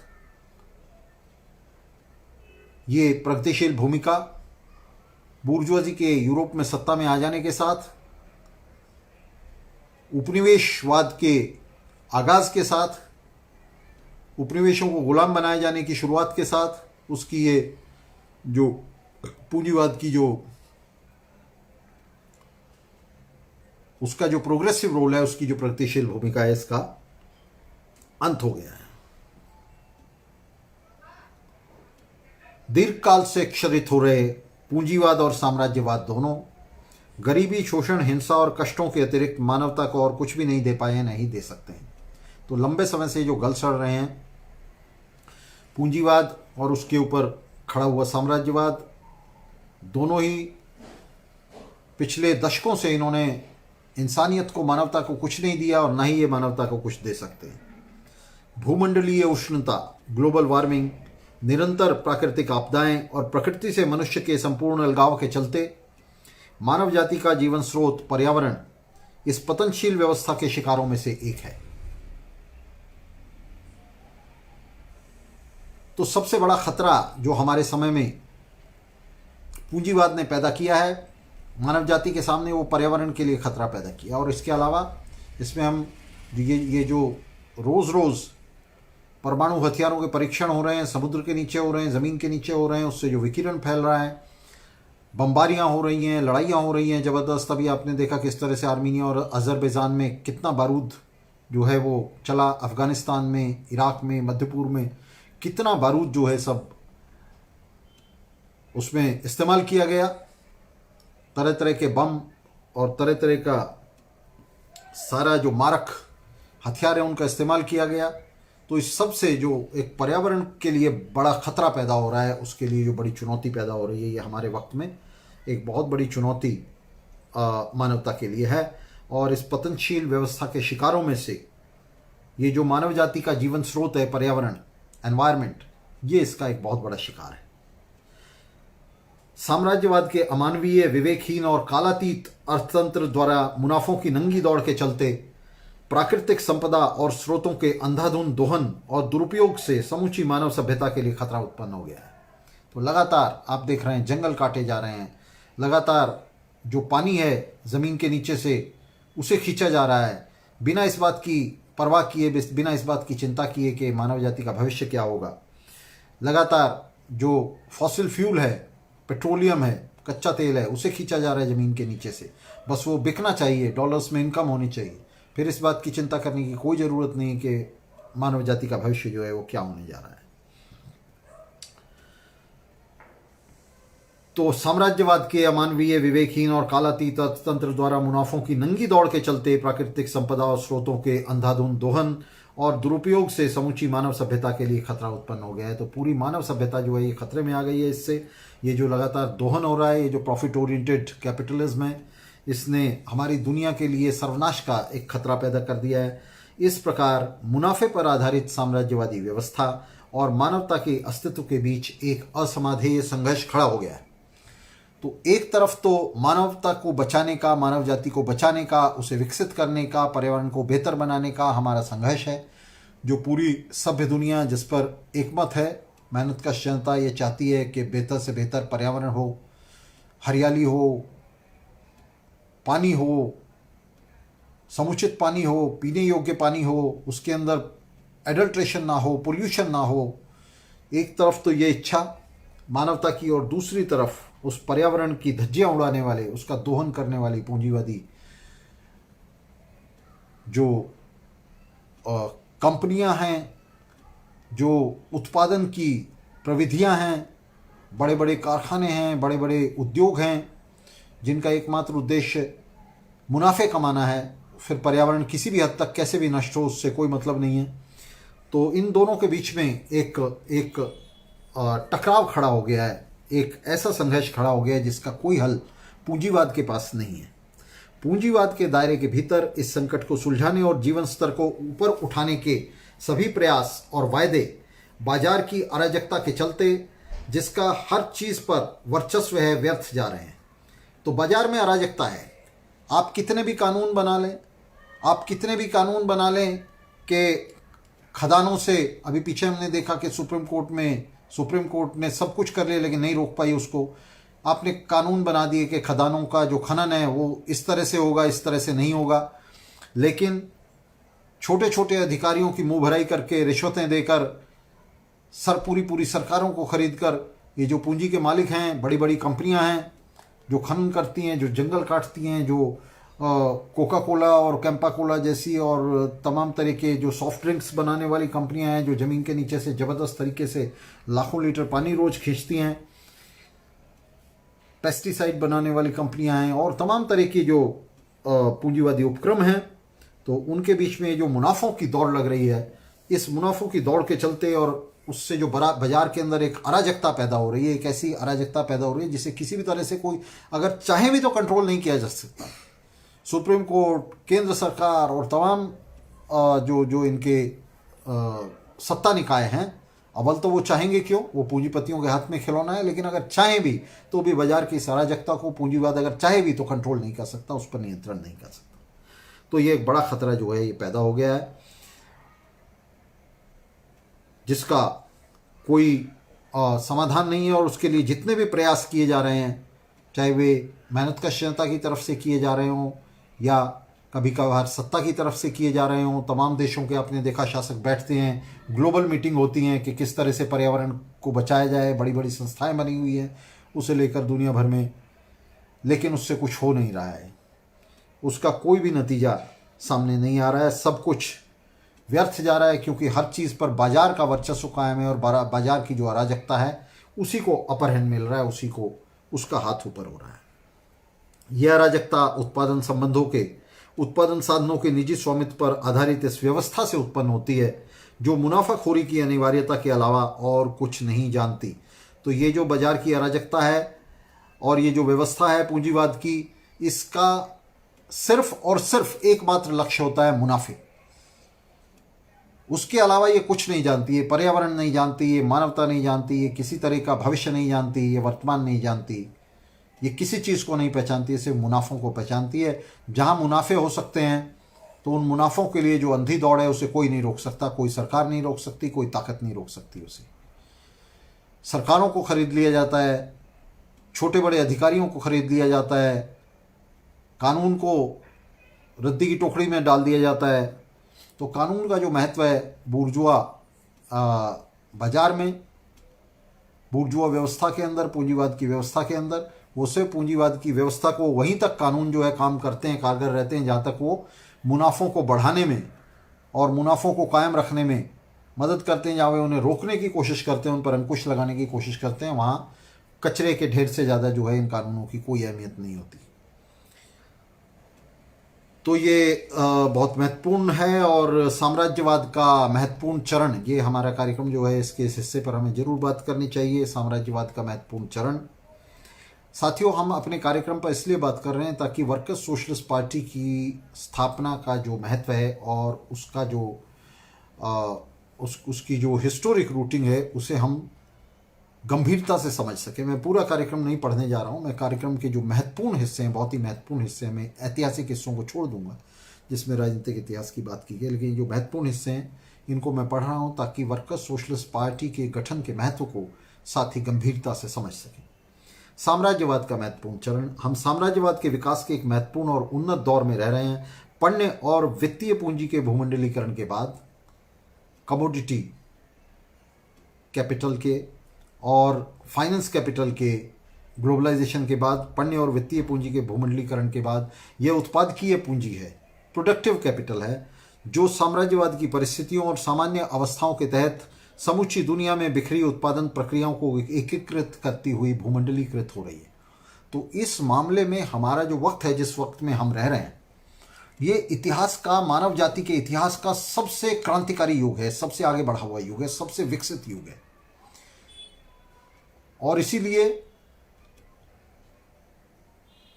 ये एक ऐसा युग है जिसने अंतर्राष्ट्रीय मजदूर वर्ग की कतारों को एक सेना के रूप में एकजुट करने में मदद दी है। तो ये एक ऐसा युग है जिसमें हम रह रहे हैं, जिसमें कमोडिटी कैपिटल पहले ग्लोबलाइज हो चुकी है, भूमंडलीकृत हो चुकी है, उसके बाद फाइनेंस कैपिटल जो है उसका भूमंडलीकरण हो चुका है, और अब जो उत्पादकीय पूंजी है उसका भूमंडलीकरण हमारी आंखों के सामने हो रहा है। भूमंडलीकृत होती हुई उत्पादकीय पूंजी तमाम तरह की उत्पादन प्रक्रियाओं को भूमंडलीय स्तर पर, संसार के स्तर पर, दुनिया के स्तर पर उन्हें एकजुट कर रही है। विशाल निगमों के रूप में नए पूंजीवादी गठबंधन और ट्रस्ट पहले ही विश्व अर्थव्यवस्था और राजनीति में एक प्रमुख शक्ति बन गए। एमएनसीज की बात हो रही है, टीएनसीज की बात हो रही है, ट्रांसनेशनल कॉरपोरेशंस की बात हो रही है कि विशाल निगमों के रूप में नए पूंजीवादी गठबंधन और ट्रस्ट पहले ही विश्व अर्थव्यवस्था और राजनीति में एक प्रमुख शक्ति बन गए हैं। विशाल स्रोतों के अपने नियंत्रण में रहते इन पूंजीवादी निगमों ने पहले से ही दुनिया के उन्नत और पिछड़े दोनों प्रकार के देशों में राष्ट्रीय सरकारों को अपने अधीन कर लिया है। ये बहुत महत्वपूर्ण बात है कि चाहे वो नेपाल हो या अमेरिका हो, चाहे वो श्रीलंका हो या ऑस्ट्रेलिया हो, इन तमाम देशों की सरकारों को इन ट्रांसनेशनल कॉरपोरेशंस ने अपने नियंत्रण में ले लिया, अपने अधीन कर लिया है और ये उनके जरखरीद गुलाम बन गई हैं ये सरकारें, कॉरपोरेशंस की। राष्ट्रीय राज्यों में विभक्त और इन विशाल निगमों के आधिपत्य के अधीन यह है वर्तमान विश्व की संरचना। तो हमारी दुनिया जो है, अगर हम अपनी दुनिया के बारे में बात करें तो हमारी दुनिया है क्या? एक तरफ तो हमारी दुनिया इन कॉरपोरेशंस की, इन बड़े पूंजीवादी कॉरपोरेशंस की बांदी है और दूसरी तरफ ये बूर्जुआ राष्ट्र राज्यों के बीच में बटी हुई है, विभक्त है। इस तरह से हम अपनी दुनिया को मार्क्सवादी ढंग से बेहतर तरीके से समझ सकते हैं कि हमारी दुनिया एक तरफ तो बड़े कॉरपोरेट्स की बांदी है, मल्टीनेशनल ट्रांसनेशनल कॉरपोरेशंस की, बड़े पूंजीवादी ट्रस्टों की बांदी है, उनकी कठपुतली है, और दूसरी तरफ ये दुनिया जो है, ये जो राइवल नेशनल स्टेट्स हैं, वेरी शत्रुतापूर्ण बूर्जुआ राष्ट्र राज्य हैं, उनके बीच में बटी हुई है। एक और निजी संपत्ति और राष्ट्रीय राज्य पर आधारित पुराने पूंजीवादी उत्पादन संबंधों और दूसरी ओर विश्व स्तर पर एकीकृत हो रही उत्पादक शक्तियों के बीच का यह अंतर्विरोध हमारे समय में क्रांति की मुख्य प्रेरक शक्ति है। तो साथियों, ये सबसे महत्वपूर्ण बात है जो कही जा रही है कि एक तरफ तो ये दुनिया, जैसा हमने कहा, कि निजी संपत्ति में धसी हुई है इन कॉरपोरेशंस के जरिए। इन कॉरपोरेशंस के जो मालिक हैं, जो खरबोपति लोग हैं दुनिया भर में, तो एक तरफ तो ये पूरी दुनिया उनकी निजी संपत्ति है और निजी संपत्ति के जरिए उनके हाथ में है, और उनके साथ ही इस निजी संपत्ति की सुरक्षा करने के लिए जो राष्ट्रीय राज्य बना हुआ है, राष्ट्रीय राज्य खड़ा हुआ है, तो राष्ट्रीय राज्य पर आधारित पुराने पूंजीवादी उत्पादन संबंधों और इस राष्ट्रीय राज्य ने जिन पुराने उत्पादन संबंधों को कायम रखा हुआ है, जिसमें मजदूर और पूंजीपति के बीच के संबंध हैं, जातीय खाप और गांव के बीच के संबंध हैं, लोगों के आपस में संबंध हैं, लोगों के समाज के साथ संबंध हैं, गांव और शहर के साथ संबंध है, जो सारे सामाजिक संबंध हैं, जो उत्पादन संबंध हैं, तो इन तमाम सामाजिक संबंधों के साथ ये जो दुनिया खड़ी हुई है, जो निजी संपत्ति में धसी हुई है, इसके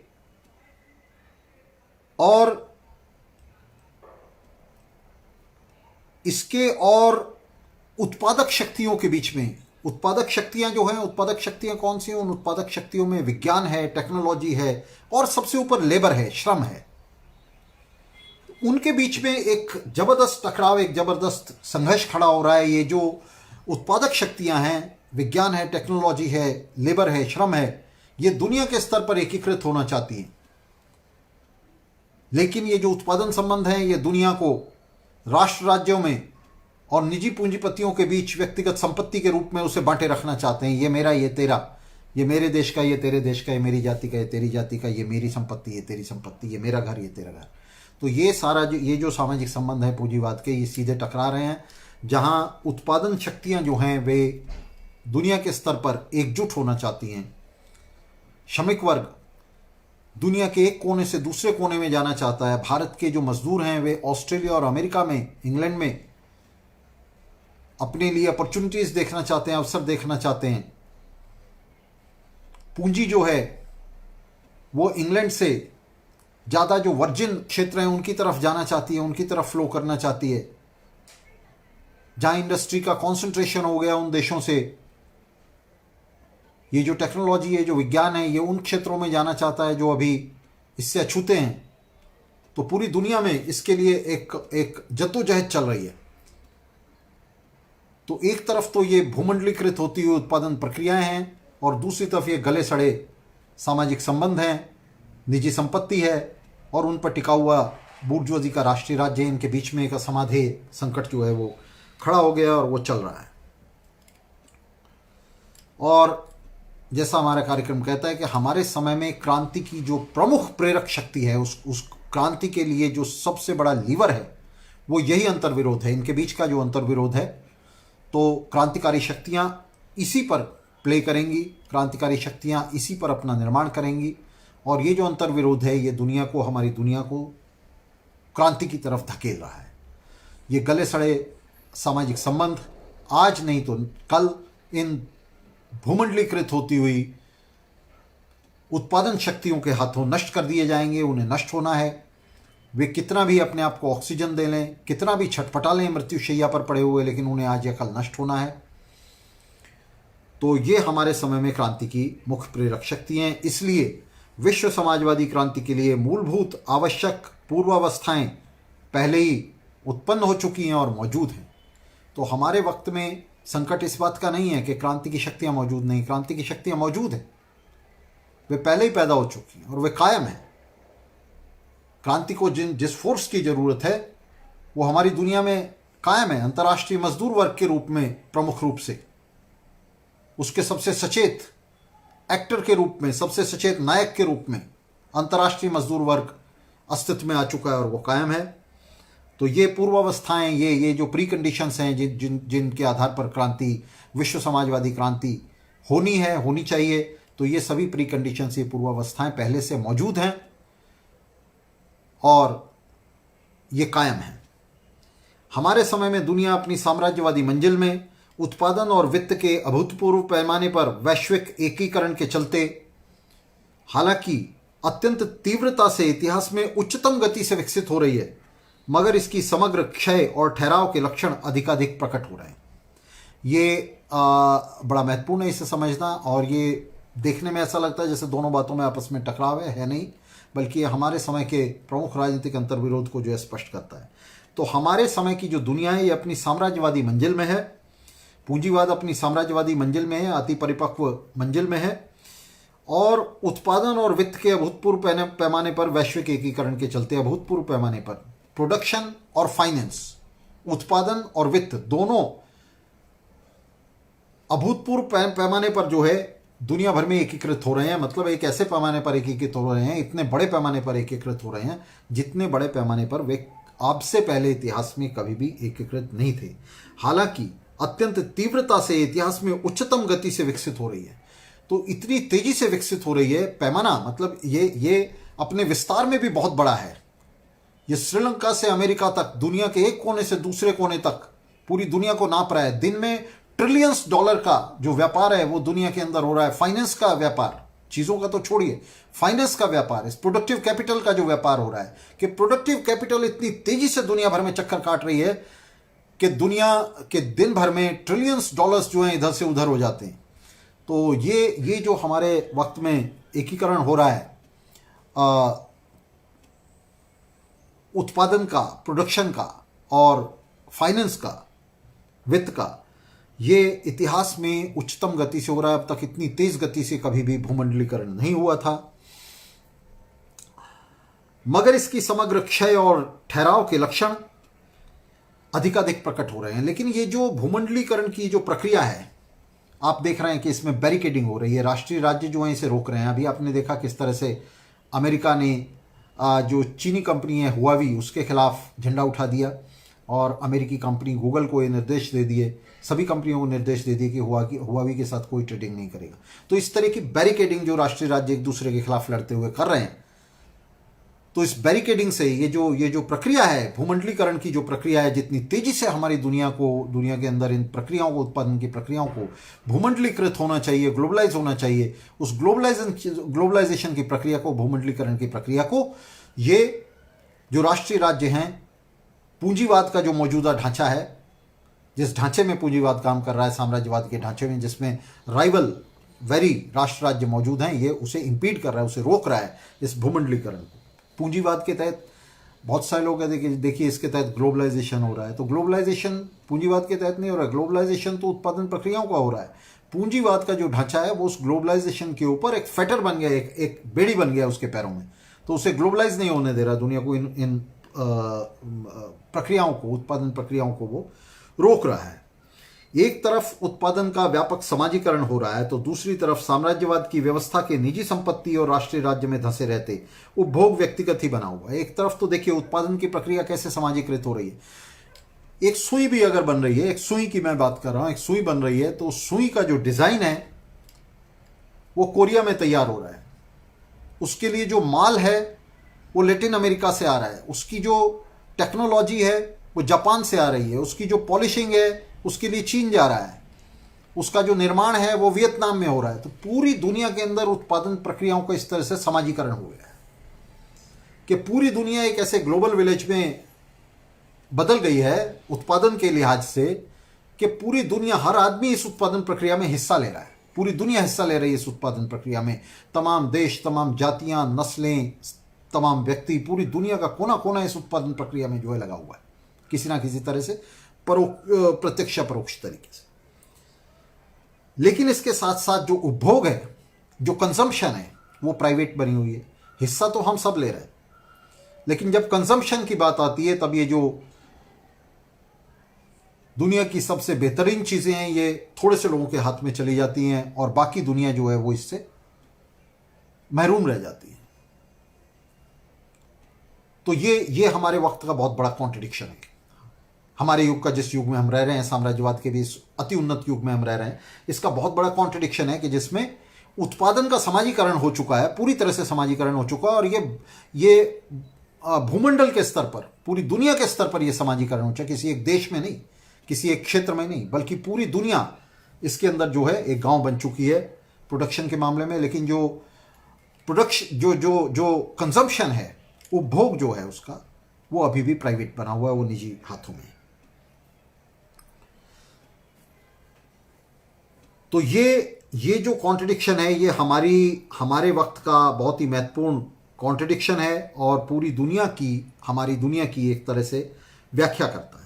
उत्पादन प्रक्रिया के समाजीकरण ने पहले से ही एक समाजवादी अर्थव्यवस्था के विकास के लिए नींव रख दी है, परंतु निजी संपत्ति और राष्ट्रीय राज्य में परिलक्षित पुराने उत्पादन संबंध समाजीकरण की इस प्रक्रिया को अवरुद्ध कर रहे हैं। ये बहुत ही शानदार बात कही गई है कार्यक्रम में, जिसमें हमने कहा है कि उत्पादन प्रक्रिया के समाजीकरण ने, ये जो समाजीकरण, ये जो सोशलाइजेशन हो गया है पूरा प्रोडक्टिव प्रोसेसेस का, इसने पहले ही एक समाजवादी अर्थव्यवस्था के विकास के लिए नींव रख दी है। किसी भी इकोनॉमी के लिए क्या चाहिए कि उसका जो इकोनॉमिक बेसिस है, उसकी जो उत्पादन प्रक्रिया है, उसकी जो प्रोडक्शन प्रोसेस है, उसके अंदर ज़्यादा से ज़्यादा लोग जो हैं वो हिस्सेदार हो जाएं। हर आदमी अपनी सामर्थ्य के हिसाब से उसके अंदर हिस्सेदार हो जाए। तो वो पहले ही हो चुका है। समाजवाद के लिए जो सबसे मौलिक ज़रूरत है कि उत्पादन की जो प्रक्रिया है उसमें वो कुछ लोगों के हाथ में ना रह जाए, कुछ क्षेत्रों में सीमित ना रह जाए, बल्कि पूरी मानव जाति उसमें हिस्सा ले। तो ये विश्व समाजवाद के स्थापना के लिए सबसे जो मौलिक ज़रूरत है, सबसे जो बुनियादी ज़रूरत है, पूरी हो चुकी है हमारे समय में। पूरी दुनिया, पूरी मानव जाति उत्पादन में सीधे सीधे हिस्सा ले रही है। लेकिन निजी संपत्ति और राष्ट्रीय राज्य में परिलक्षित पुराने उत्पादन संबंध समाजीकरण की इस प्रक्रिया को अवरुद्ध कर रहे हैं।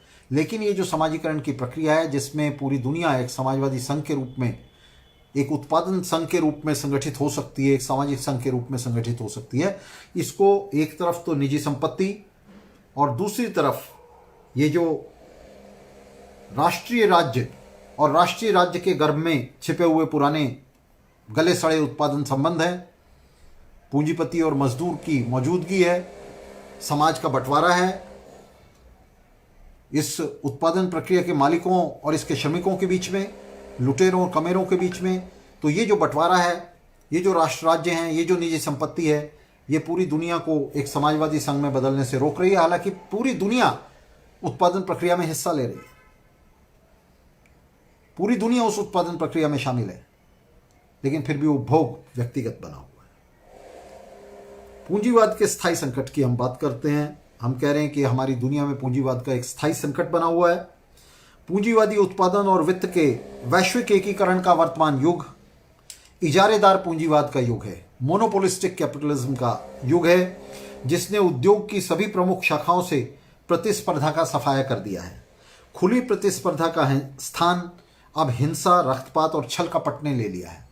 तो ये जो अब से 150 साल पहले का पूंजीवाद था, जिसके बारे में लेसस फेयर का सिद्धांत बताया जाता और कहा जाता था कि भाई ये बाजार के अंदर निजी पूंजीपतियों के बीच में, निजी पूंजी के बीच में एक खुली प्रतियोगिता है और ये प्रतियोगिता जो है ये समाज को आगे ले जाएगी। और वास्तव में जिसने एक बड़ा क्रांतिकारी और महत्वपूर्ण योगदान दिया था इतिहास के और दुनिया के विकास में, तो वो बहुत पहले ही लुप्त हो चुकी है, वो बहुत पहले गायब हो चुकी है। ये जो कहा जाता है कि भाई देखिए पूंजीवाद जो है वो ये मांग करता है कि सभी जो है मेहनत से काम करें, मेहनत करेंगे तो पैसा कमाएंगे, तो ये सब बातें ये बहुत पुरानी हो चुकी है, 150 साल पीछे जा चुकी है, 150 साल से भी ज़्यादा, 250 साल पीछे जा चुकी हैं।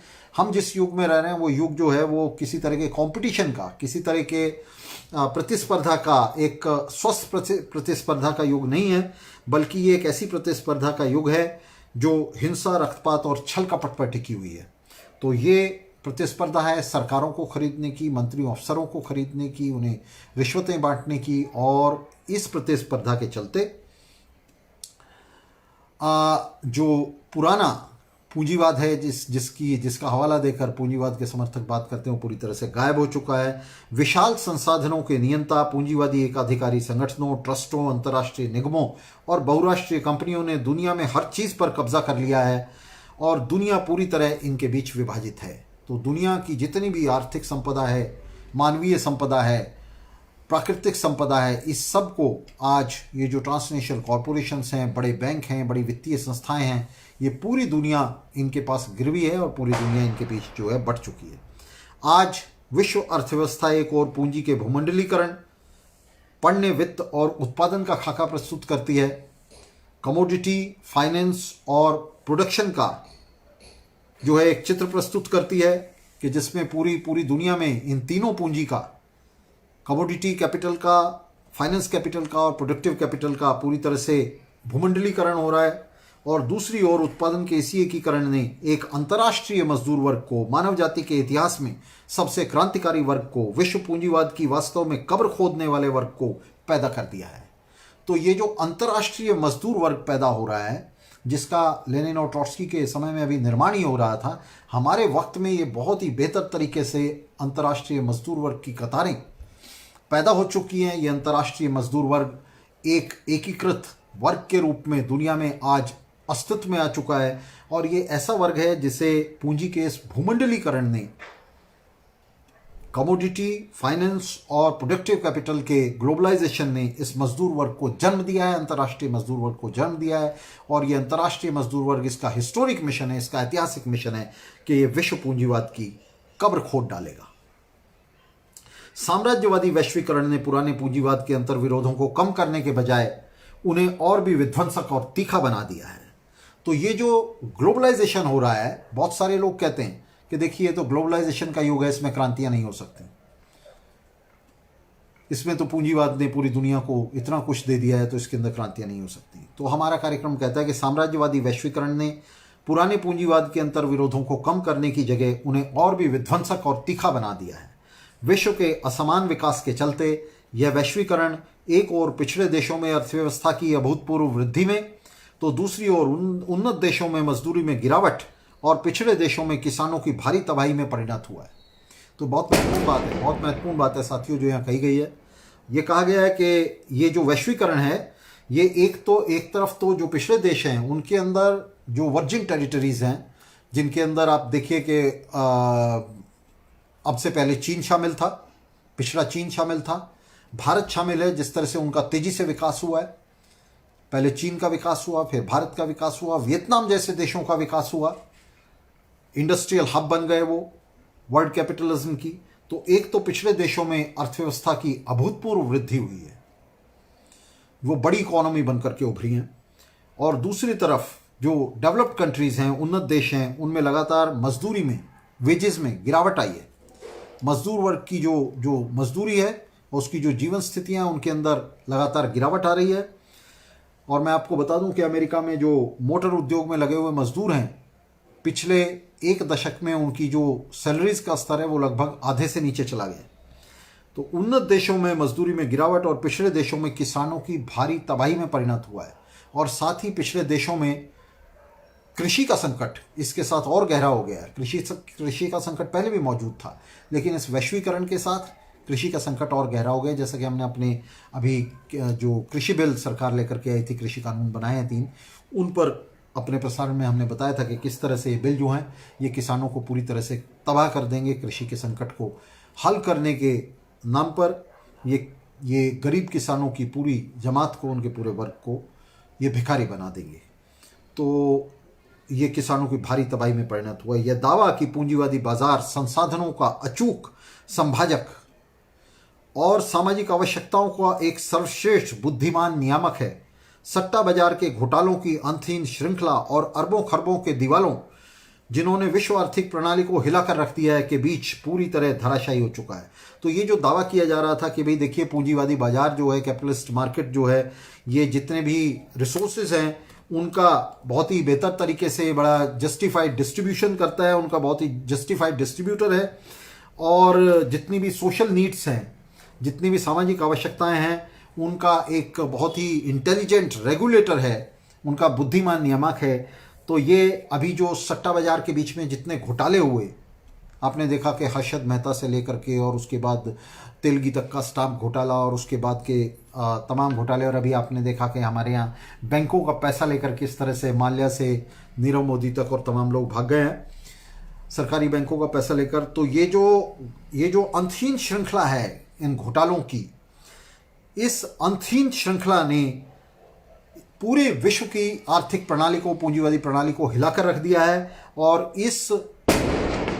इसके बीच ये जो दावा था कि पूंजीवादी बाजार जो है ये संसाधनों का बहुत बढ़िया डिस्ट्रीब्यूटर है और ये बड़ा इंटेलिजेंट रेगुलेटर है, ये सारे दावे पूरी तरह से खत्म हो गए हैं, धराशायी हो गए हैं। तो 20वीं सदी और उसके साथ आधुनिक समाजवाद के उद्भव के साथ ही विश्व पूंजीवाद गहन संकट में था, जिसके चलते बड़ी सैन्य शक्तियों के बीच प्रथम विश्व युद्ध हुआ। पहला विश्व युद्ध इसी तरह के संकट के परिणाम के तौर पर हुआ, जिस तरह का संकट एक बार फिर उभर रहा है। यह संकट वैश्विक तौर पर एकीकृत हो रही अर्थव्यवस्था और राष्ट्रीय राज्यों जो विस्तारित हो रही आर्थिक शक्तियों को समायोजित करने में असमर्थ थे के पुराने ढांचों के बीच के असाध्य और गहरे अंतर्विरोध से उत्पन्न हुआ था। तो ये जो संकट पैदा हुआ था जिसने पहले विश्व युद्ध को जन्म दिया, ये संकट कैसे पैदा हुआ था? ये संकट पैदा हुआ था, एक तरफ तो ग्लोबलाइज हो रही जो इकोनॉमिक लाइफ थी, इकोनॉमिक सिस्टम था पूंजीवाद का, जो तेजी से ग्लोबलाइज हो रहा था, वैश्वीकरण हो रहा था उसका, एक तरफ तो वो, और दूसरी तरफ राष्ट्रीय राज्यों के बीच में जो बटी हुई आर्थिक शक्तियां थी, और जिन आर्थिक शक्तियों को वो अपने पेट में समाने में, अपनी सीमाओं में समाये रखने में असमर्थ थे, उनके पुराने ढांचों के बीच असाध्य और गहरे अंतर्विरोध से पैदा हुआ था। मैं उदाहरण के तौर पर आपको बताता हूं कि ये झगड़ा क्या होता है। ये झगड़ा ये होता है कि मसलन इंग्लैंड ने कॉलोनियों को लूटा और बड़ा ज़बरदस्त प्रोडक्शन शुरू किया, लेकिन अब उस प्रोडक्शन को खपाने के लिए उसे नई कॉलोनियाँ चाहिए थी, नए बाजार चाहिए थे। इन बाजारों के लिए जो मारामारी है पूंजीवादी देशों के बीच में, और उन बाजारों की मांग को पूरा करने के लिए फिर जो मानवीय और प्राकृतिक संसाधनों की लूट के लिए जो मारामारी है, तो इस सब के बीच में ये विश्व युद्ध पैदा हुआ, पहला विश्व युद्ध पैदा हुआ। और ये तमाम तरह के जो युद्ध और विश्व युद्ध है ये इस मारामारी के बीच में जो है पैदा होते हैं। लेकिन इस अंतर्विरोध को सुलझाने में नाकाम प्रथम विश्व युद्ध गंभीर आर्थिक संकट और 1929 की ऐतिहासिक मंदी में परिणत हुआ। लेकिन इस युद्ध से, प्रथम विश्व युद्ध से, ये जो संकट था ये सुलझा नहीं, और भी ज्यादा उलझ गया, और 1929 की जो महामारी थी, आर्थिक मंदी थी, ऐतिहासिक मंदी थी, उसमें परिणत हुआ। इसे सुलझाने के भी सभी प्रयास व्यर्थ हो गए और वह सीधे दूसरे विश्व युद्ध में परिणत हुआ। तो पहले विश्व युद्ध जिसे नहीं सुलझा पाया, बल्कि उसने और तेज कर दिया उस संकट को, 1929 में और भयंकर संकट पैदा हुआ और वर्ल्ड अंततः दूसरे विश्व युद्ध में चला गया। 1944 का ब्रेटन वुड्स समझौता, जो वित्त के स्वतंत्र परिचालन पर नियंत्रण करता था और विश्व मुद्रा के रूप में डॉलर को अमेरिका द्वारा 35 प्रति औंस स्वर्ण संबल की गारंटी पर टिका था, गोल्ड गारंटी पर, गोल्ड बैकिंग पर टिका था, अमेरिका द्वारा गारंटी से पीछे हट जाने पर 1971 में नष्ट हो गया, क्योंकि अमेरिका के पास सोने के भंडारों से ज़्यादा विदेशी डॉलर जमा हो गए थे, जिससे विशाल संकट और परिणामतः पुनः विनाश हुआ। तो ये जो ब्रेटन वुड्स समझौता था, जो 1944 में दुनिया की महाशक्तियों के बीच में हुआ था, दूसरे विश्व युद्ध के खत्म होते होते, और यह समझा गया था कि भविष्य में इस तरह के जंग ना हो, इस तरह के युद्ध ना हो, तो एक समझौता हो जाए जिसमें अमेरिका के हाथ में आर्थिक व्यवस्था की कमान दे दी गई थी और डॉलर को जो है अमेरिका ने डॉलर को गारंटी कर दिया था। अमेरिका के पास बड़े जो गोल्ड स्टोर्स हैं वो इकट्ठा हो गए थे, बहुत बड़ी तादाद में अमेरिका के पास गोल्ड इकट्ठा हो गया था, जिसकी बैकिंग उसने डॉलर को दे दी थी। उसने गारंटी कर दी थी कि इस डॉलर का वो सोने में भुगतान करने के लिए तैयार है।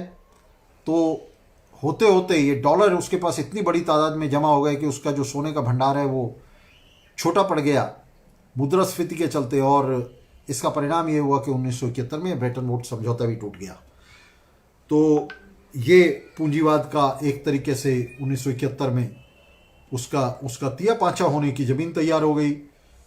वो जो आधार उसने देना चाहा था दुनिया भर में अपने आप को, जिस पर वो खड़ा रह सकता था, समझौते के जरिए दुनिया में लूट के माल की बंटवारा हो सकता था साम्राज्यवादी ताकतों में, तो वो आधार जो है गायब हो गया 1971 में, और ब्रेटन वुड्स समझौता जो है ये टूट गया।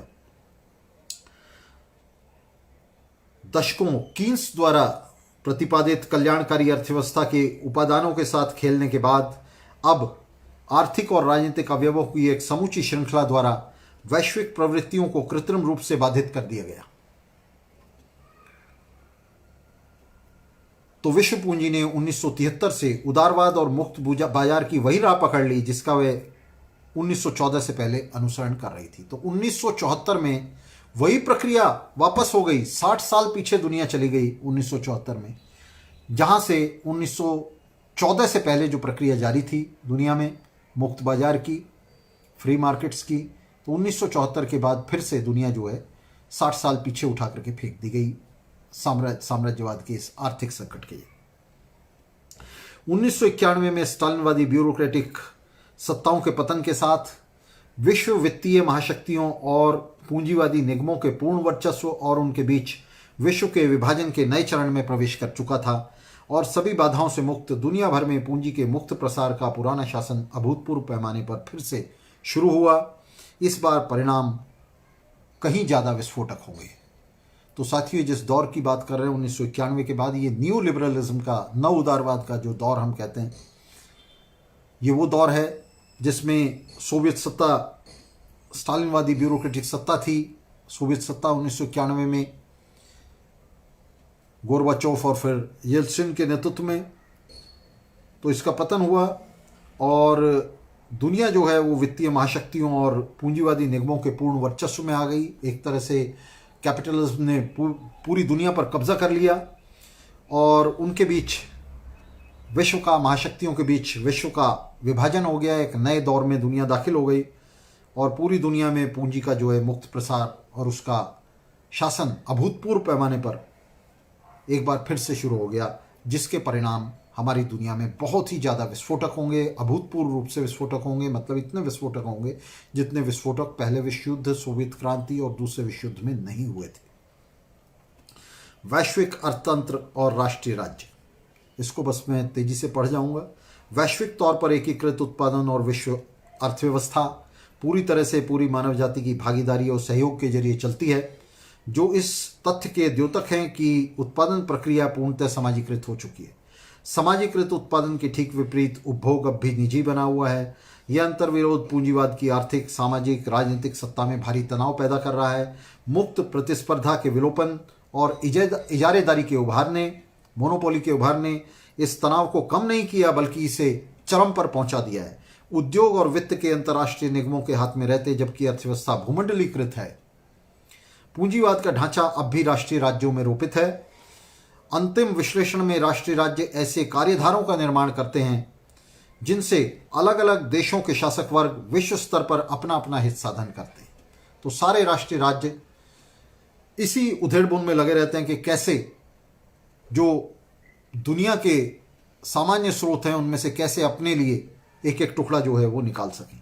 विश्व अर्थव्यवस्था जहां निरंतर विकसित हो रही उत्पादन शक्तियों का प्रतिनिधित्व करती है, वहीं राष्ट्रीय राज्य निजी संपत्ति और बूर्जुआ सत्ता के प्रतिनिधि हैं।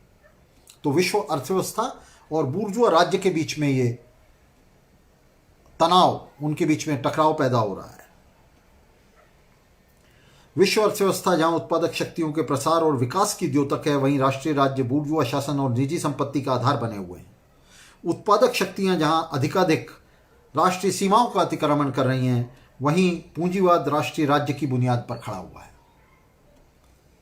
तो पूंजीवाद और उत्पादक शक्ति, उसकी अपनी उत्पादक शक्तियों के बीच में भयंकर टकराव पैदा हो रहा है हमारे वक्त में, जिसे काबू में रखने के लिए अपरिमित असीमित हिंसा का सहारा ले रहे हैं बूर्जुआ राज्य। तेजी से विकसित हो रही उत्पादक शक्तियों और निजी संपत्ति व राष्ट्रीय राज्य पर आधारित पुराने उत्पादन संबंधों के बीच का, मुख्यतः श्रम और पूंजी के बीच का यह संघर्ष पिछली सदी में 2 विश्व युद्धों का मुख्य और वास्तविक कारण रहा है। हालांकि इसके समाधान में असमर्थ रहे दोनों विश्व युद्धों ने इस संघर्ष को और भी तीव्र बना दिया है। इससे विश्व राजनीति में स्थायी घमासान के लिए निश्चित स्थान बन गया है, जिसके चलते राष्ट्रीय राज्यों के बीच छोटे पैमाने के अनगिनत प्रत्यक्ष और परोक्ष युद्ध तीसरे विश्व युद्ध के लिए आधार तैयार कर रहे हैं। इन अंतर विरोधों और फलतः सशस्त्र युद्धों का खामियाजा भुगत रही मानवता फिलिस्तीन से लेकर इराक और अफगानिस्तान तक तीसरे विश्व युद्ध की उभरती संभावनाओं के बीच स्थायी रूप से एक अत्यंत विनाशकारी प्रलय के खतरे के नीचे सांस ले रही है। यद्यपि राष्ट्रीय राज्य के आर्थिक आधार का पूर्ण विलोप हो चुका है, तथापि अभी वह राष्ट्रीय आधार पर संगठित बूर्जुआजी के विविध समूहों की सेवा में एक दुर्जय राजनीतिक सैन्य मशीन के रूप में यथावत कायम है। पूंजी चाहे कितनी भी वैश्वीकृत हो जाए, लेकिन राष्ट्रीय राज्य और निजी संपत्ति की बुनियाद पर खड़े पुराने उत्पादन संबंधों से वह छुटकारा नहीं पा सकती, उसमें वह असमर्थ है। यह एकमात्र सरवारा वर्ग ही है हमारे युग की उत्पादन शक्तियों में सबसे क्रांतिकारी, जो पुराने उत्पादन संबंधों के आधार पर खड़ी इन जीर्ण शीर्ण संस्थाओं को उलटने का ऐतिहासिक दायित्व पूरा करने में सक्षम है, और जो इन बेड़ियों को, जिनमें उत्पादक शक्तियों को जकड़ कर रखा गया है, जिनमें उत्पादन संबंध जिन बेड़ियों से उन्हें जकड़ रहे हैं, उन्हें काट कर फेंक सकती है। तो ये अंतर्राष्ट्रीय मजदूर वर्ग है। मुनाफाखोरी के एकमात्र उद्देश्य की ओर उन्मुख और विश्व पूंजीवाद की नींव पर टिकी साम्राज्यवादी सत्ता उत्पादक शक्तियों का बड़े पैमाने पर और निरंतर विनाश करके स्वयं को बचा रही है। तो ये कैसे बच रही है कि इस दबाव को कम करने के लिए जो इसकी दीवारों पर अंदर से पड़ रहा है, साम्राज्यवाद उत्पादन संबंधों को आगे नहीं बढ़ा सकता, तो वो अपनी उत्पादक शक्तियों को नष्ट कर रहा है। ये उत्पादक शक्तियां राष्ट्रीय राज्य और उसकी संस्थाओं को तमाम आर्थिक औचित्य से वंचित करते हुए बहुत समय पहले ही संबंधित राष्ट्रीय राज्य की सीमित सीमाओं को लांघ चुकी हैं। तो ये जो उत्पादक शक्तियां पहले ही लांघ चुकी है, जो बड़े ट्रांसनेशनल कॉरपोरेशन, मल्टीनेशनल कॉरपोरेशन दुनिया में अस्तित्व में आए, इसीलिए आए कि अब आर्थिक जीवन जो है वो राष्ट्र राज्यों के नियंत्रण में, उनके कब्जे में नहीं रह गया, उनकी सीमाओं में नहीं रह गया, वो अंतर्राष्ट्रीय हो चुका है आर्थिक जीवन। राष्ट्रीय राज्य से स्वयं को अलग करते हुए और भूमंडल के नित नए क्षेत्रों में प्रसारित होते हुए ये उत्पादक शक्तियां विश्व स्तर पर अधिकाधिक संगठित और एकजुट होती जा रही हैं। और इनमें मैं आपको बता दूं कि श्रमिक वर्ग, अंतर्राष्ट्रीय मजदूर वर्ग इन उत्पादक शक्तियों में सबसे अग्रणी उत्पादक शक्ति है। राष्ट्रीय राज्य प्रणाली की संकीर्ण सीमाएं, जिनके अंदर पूंजीवाद की उत्पादक शक्तियां एक दौर में विकसित हुई थीं, अब इन उत्पादक शक्तियों के वैश्विक संगठन को आगे बढ़ाने और अथाह आबाद विकास के लिए सर्वथा अनुपयुक्त हैं। इनका ढांचा नई उत्पादक शक्तियों को विकसित करने और नियंत्रित करने में अक्षम है और अपनी सारी प्रासंगिकता खोकर तेजी से क्षरित हो रहा है, खत्म हो रहा है। उत्पादक शक्तियां चूंकि बहुत पहले ही राष्ट्रीय राज्य की सीमाओं का उल्लंघन कर चुकी हैं और वैश्विक स्तर पर लगातार एकीकृत होती जा रही हैं, ऐसे में राष्ट्रीय राज्य प्रणाली और उसके आर्थिक आधार अपना स्थान खो चुके हैं।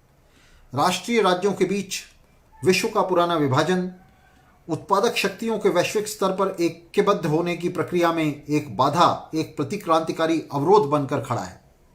उत्पादक शक्तियों के वैश्विक कूच के सामने पूंजीवाद का पुराना ढांचा और निजी संपत्ति पर आधारित राष्ट्रीय राज्य दोनों ही पूरी तरह गलसड़ रहे हैं और इन राष्ट्रीय राज्यों के साथ जुड़ी हर चीज मनहूस ठहराव के बीच क्षरित हो रही है, टूट रही है, खत्म हो रही है।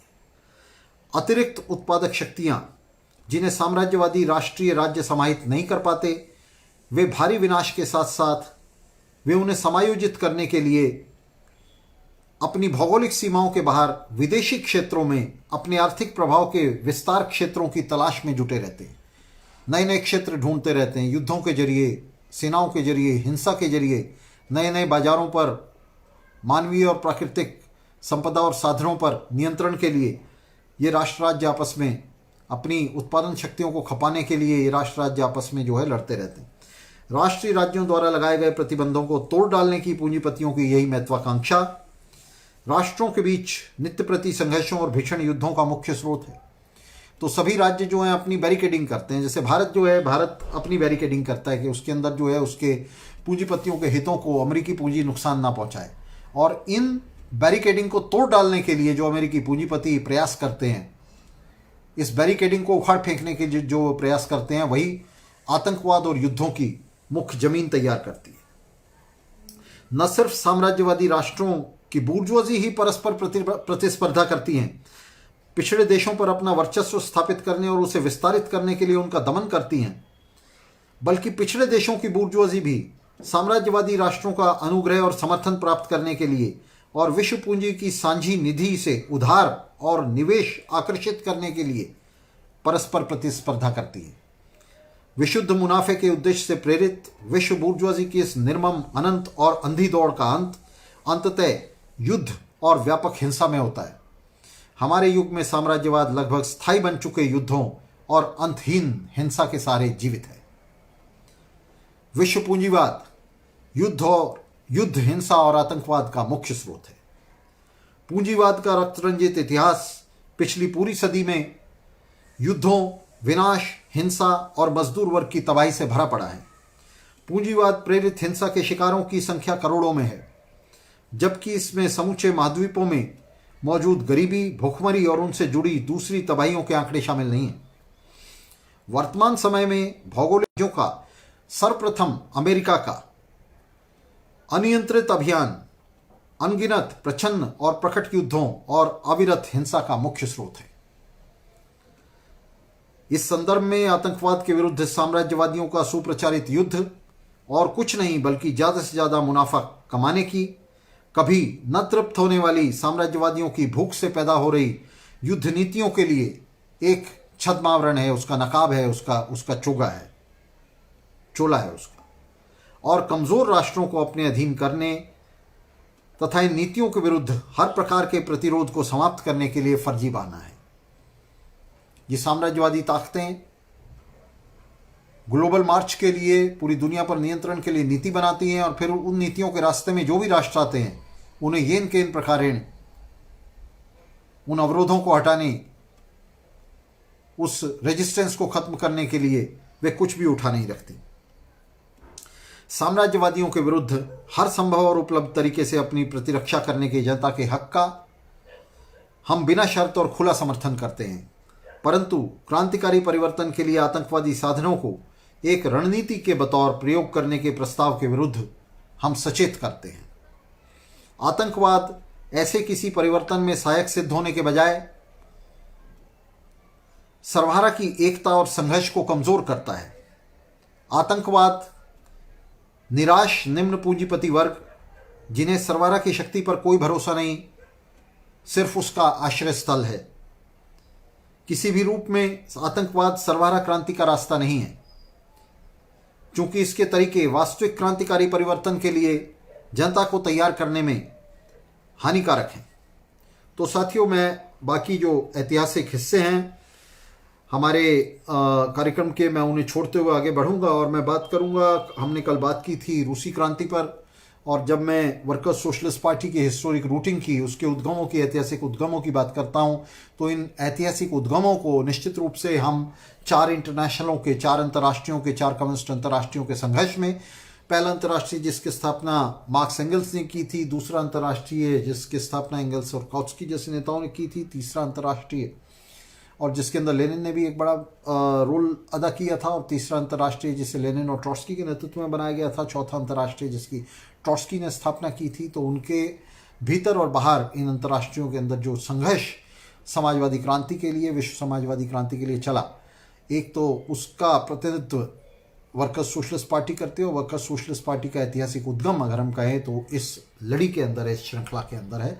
और चौथे इंटरनेशनल के विलयित हो जाने के बाद, चौथे इंटरनेशनल के बिखर जाने के बाद, चौथे इंटरनेशनल के बाहर जो संघर्ष चला और आज तक चला आ रहा है, जिसका प्रतिनिधित्व वर्कर्स सोशलिस्ट पार्टी करती है, तो चौथे इंटरनेशनल के अंदर भी तमाम तरह की जो विजातीय प्रवृत्तियां हैं उनके खिलाफ संघर्ष में, जिसमें मुख्य रूप से पाब्लो और मंडेल के संघर्ष को इंगित किया जा सकता है, जिसमें लैम्बर्टिस के खिलाफ संघर्ष को, पाब्लो और मंडेल के खिलाफ संघर्ष को, लैम्बर्टिस के खिलाफ संघर्ष को, और तमाम तरह की जो गैर मार्क्सवादी प्रवृत्तियां उनके खिलाफ संघर्ष को इंगित किया जा सकता है।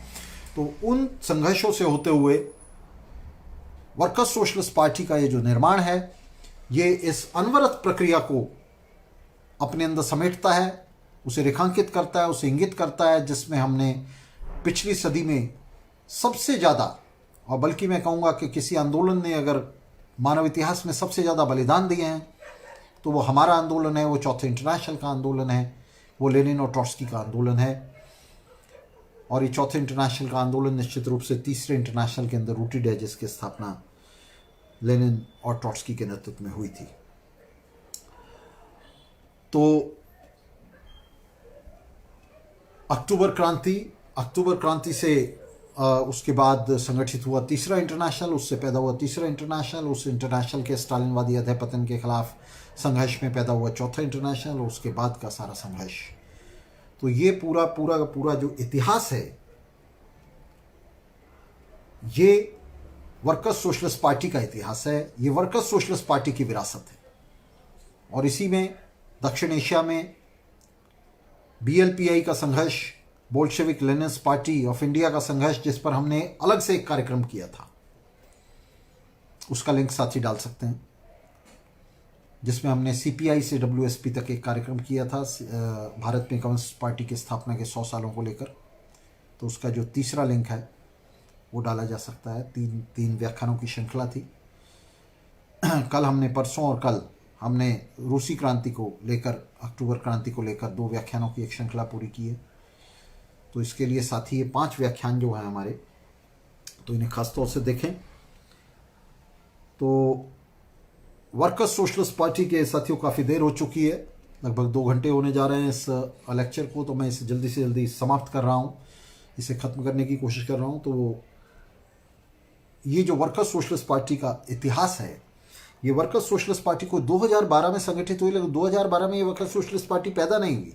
ये वर्कर्स सोशलिस्ट पार्टी, इसके पास एक थाती है, एक विरासत है, इतिहास के उन तमाम क्रांतिकारी संघर्षों की वारिस है, जिन्हें चलाते हुए, जिनमें अप्रतिम बलिदान देते हुए मार्क्सवादियों ने, गैर मार्क्सवादी प्रवृत्तियों के, आज हम अपने वक्त में स्टालिनवाद और माओवाद के उस अधःपतन के खिलाफ, जिसमें स्टालिनवादी और माओवादी पार्टियां आप देख रहे हैं भारत में भी मजदूर वर्ग को और युवाओं को राजद और कांग्रेस जैसी बूर्जुआ पार्टियों के पीछे पिछले 70 सालों से बांधे हुए हैं, और आगे भी बांधने के लिए वे भरपूर कोशिश कर रही हैं। तो इस अधःपतन के खिलाफ, मार्क्सवाद के इस विकृतीकरण के खिलाफ लगातार संघर्ष कर रही है।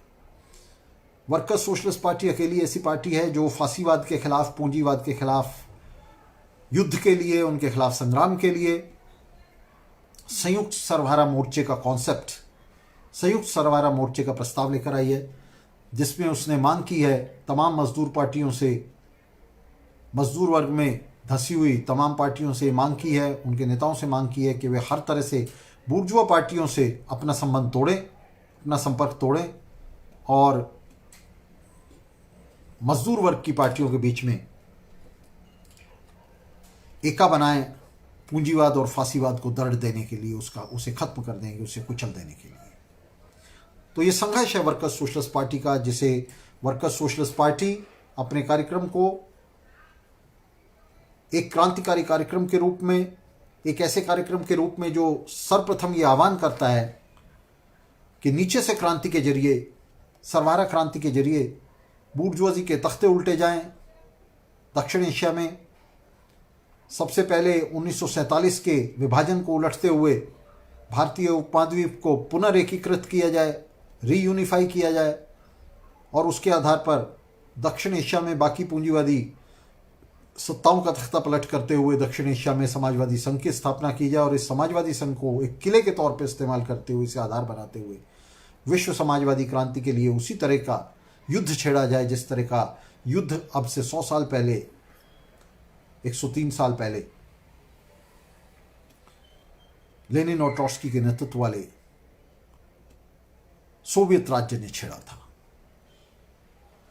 तो नई क्रांतियों की, सरवारा क्रांतियों की दुंदुभी बजाने के लिए, उनका शंखनाद करने के लिए वर्कर्स सोशलिस्ट पार्टी अब सबका आह्वान करती है, और वर्कर्स सोशलिस्ट पार्टी की स्थापना के, उसकी ऐतिहासिक स्थापना के इस दिन को सेलिब्रेट करने के लिए, उसे मनाने के लिए हम आपसे कहना चाहते हैं कि सभी साथी गंभीरता से इस इतिहास का अध्ययन करें,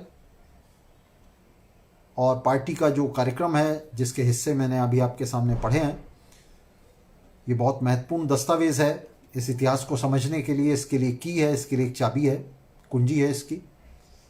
तो इसे साथी ध्यान से समझें, और वे समझें कि किस तरह से वर्कर्स सोशलिस्ट पार्टी एक कम्युनिस्ट पार्टी के तौर पर जो तमाम तरह की नामधारी कम्युनिस्ट पार्टियां उनसे अलग है, और किस तरह से हमारा कार्यक्रम उनके ठीक खिलाफ खड़ा हुआ है। किस तरह से इन पार्टियों ने, इन नकली पार्टियों ने, पूंजीवाद की इन दलाल पार्टियों, नेताओं ने पूंजीवाद को लंबे समय संबल दिए रखा, दक्षिण एशिया को क्रांति की तरफ बढ़ने से रोका, और किस तरह से वर्कर्स सोशलिस्ट पार्टी के कार्यक्रम के आधार पर युद्ध करते हुए, लड़ते हुए युवाओं और मजदूरों के अग्रणी हिस्से इस क्रांति को, इस क्रांतिकारी संघर्ष को संपन्न करेंगे। वे 47 के विभाजन को उल्टेंगे, वे भारतीय उपमहाद्वीप को एकीकृत करेंगे, पूंजीवादी सत्ताओं को नष्ट करेंगे, और उसके आधार पर दक्षिण एशिया में समाजवादी संघ की स्थापना करेंगे, और इस समाजवादी संघ को किला बनाते हुए विश्व समाजवादी क्रांति के लिए एक ऐसा संघर्ष छेड़ेंगे जिसका अंत मजदूर वर्ग की, अंतर्राष्ट्रीय मजदूर वर्ग की अंतिम विजय में होगा पूंजीवाद के ऊपर, और धरती के मुंह से पूंजीवाद के इस कोढ़ को हमेशा हमेशा के लिए हमारी पीढ़ियां मिटा देंगी। तो साथियों, इस विश्वास के साथ, इस आशा के साथ कि हम सब मिलकर इस संघर्ष को आगे बढ़ाएंगे, आज के इस कार्यक्रम का मैं अंत करता हूं। आप सभी साथियों को बहुत शुक्रिया, बहुत धन्यवाद जो 2 घंटे के इस लेक्चर में साथ रहे, और अभी बहुत सारे लोग इसे बाद में देखते हैं, वे देखेंगे। इसे ज़्यादा से ज़्यादा प्रसारित करें दोस्तों, ताकि लोग जान सकें कि वर्कर्स सोशलिस्ट पार्टी किस तरह एक अलग मिट्टी की बनी हुई पार्टी है, किस तरह से ये दूसरी कम्युनिस्ट पार्टियों से पूरी तरह से अलग है, और किस तरह से वास्तविक बोल्शेविक पार्टी है, ये लेनिन की पार्टी है, ये ट्रॉट्स्की की पार्टी है, और किस तरह से वर्कर्स सोशलिस्ट पार्टी के रूप में हमने बोल्शेविक पार्टी को, और उसके बाद Bolshevik Leninist party of India को, चौथे इंटरनेशनल को, और उन्हें नाभिक बनाते हुए चौथे इंटरनेशनल के पुनः संगठन को, उसका काम, उसका कार्यभार हमने अपने हाथ में लिया है। तो धन्यवाद साथियों, आप सभी का बहुत बहुत धन्यवाद, बहुत शुक्रिया इसमें साथ रहने के लिए। मिलते रहेंगे।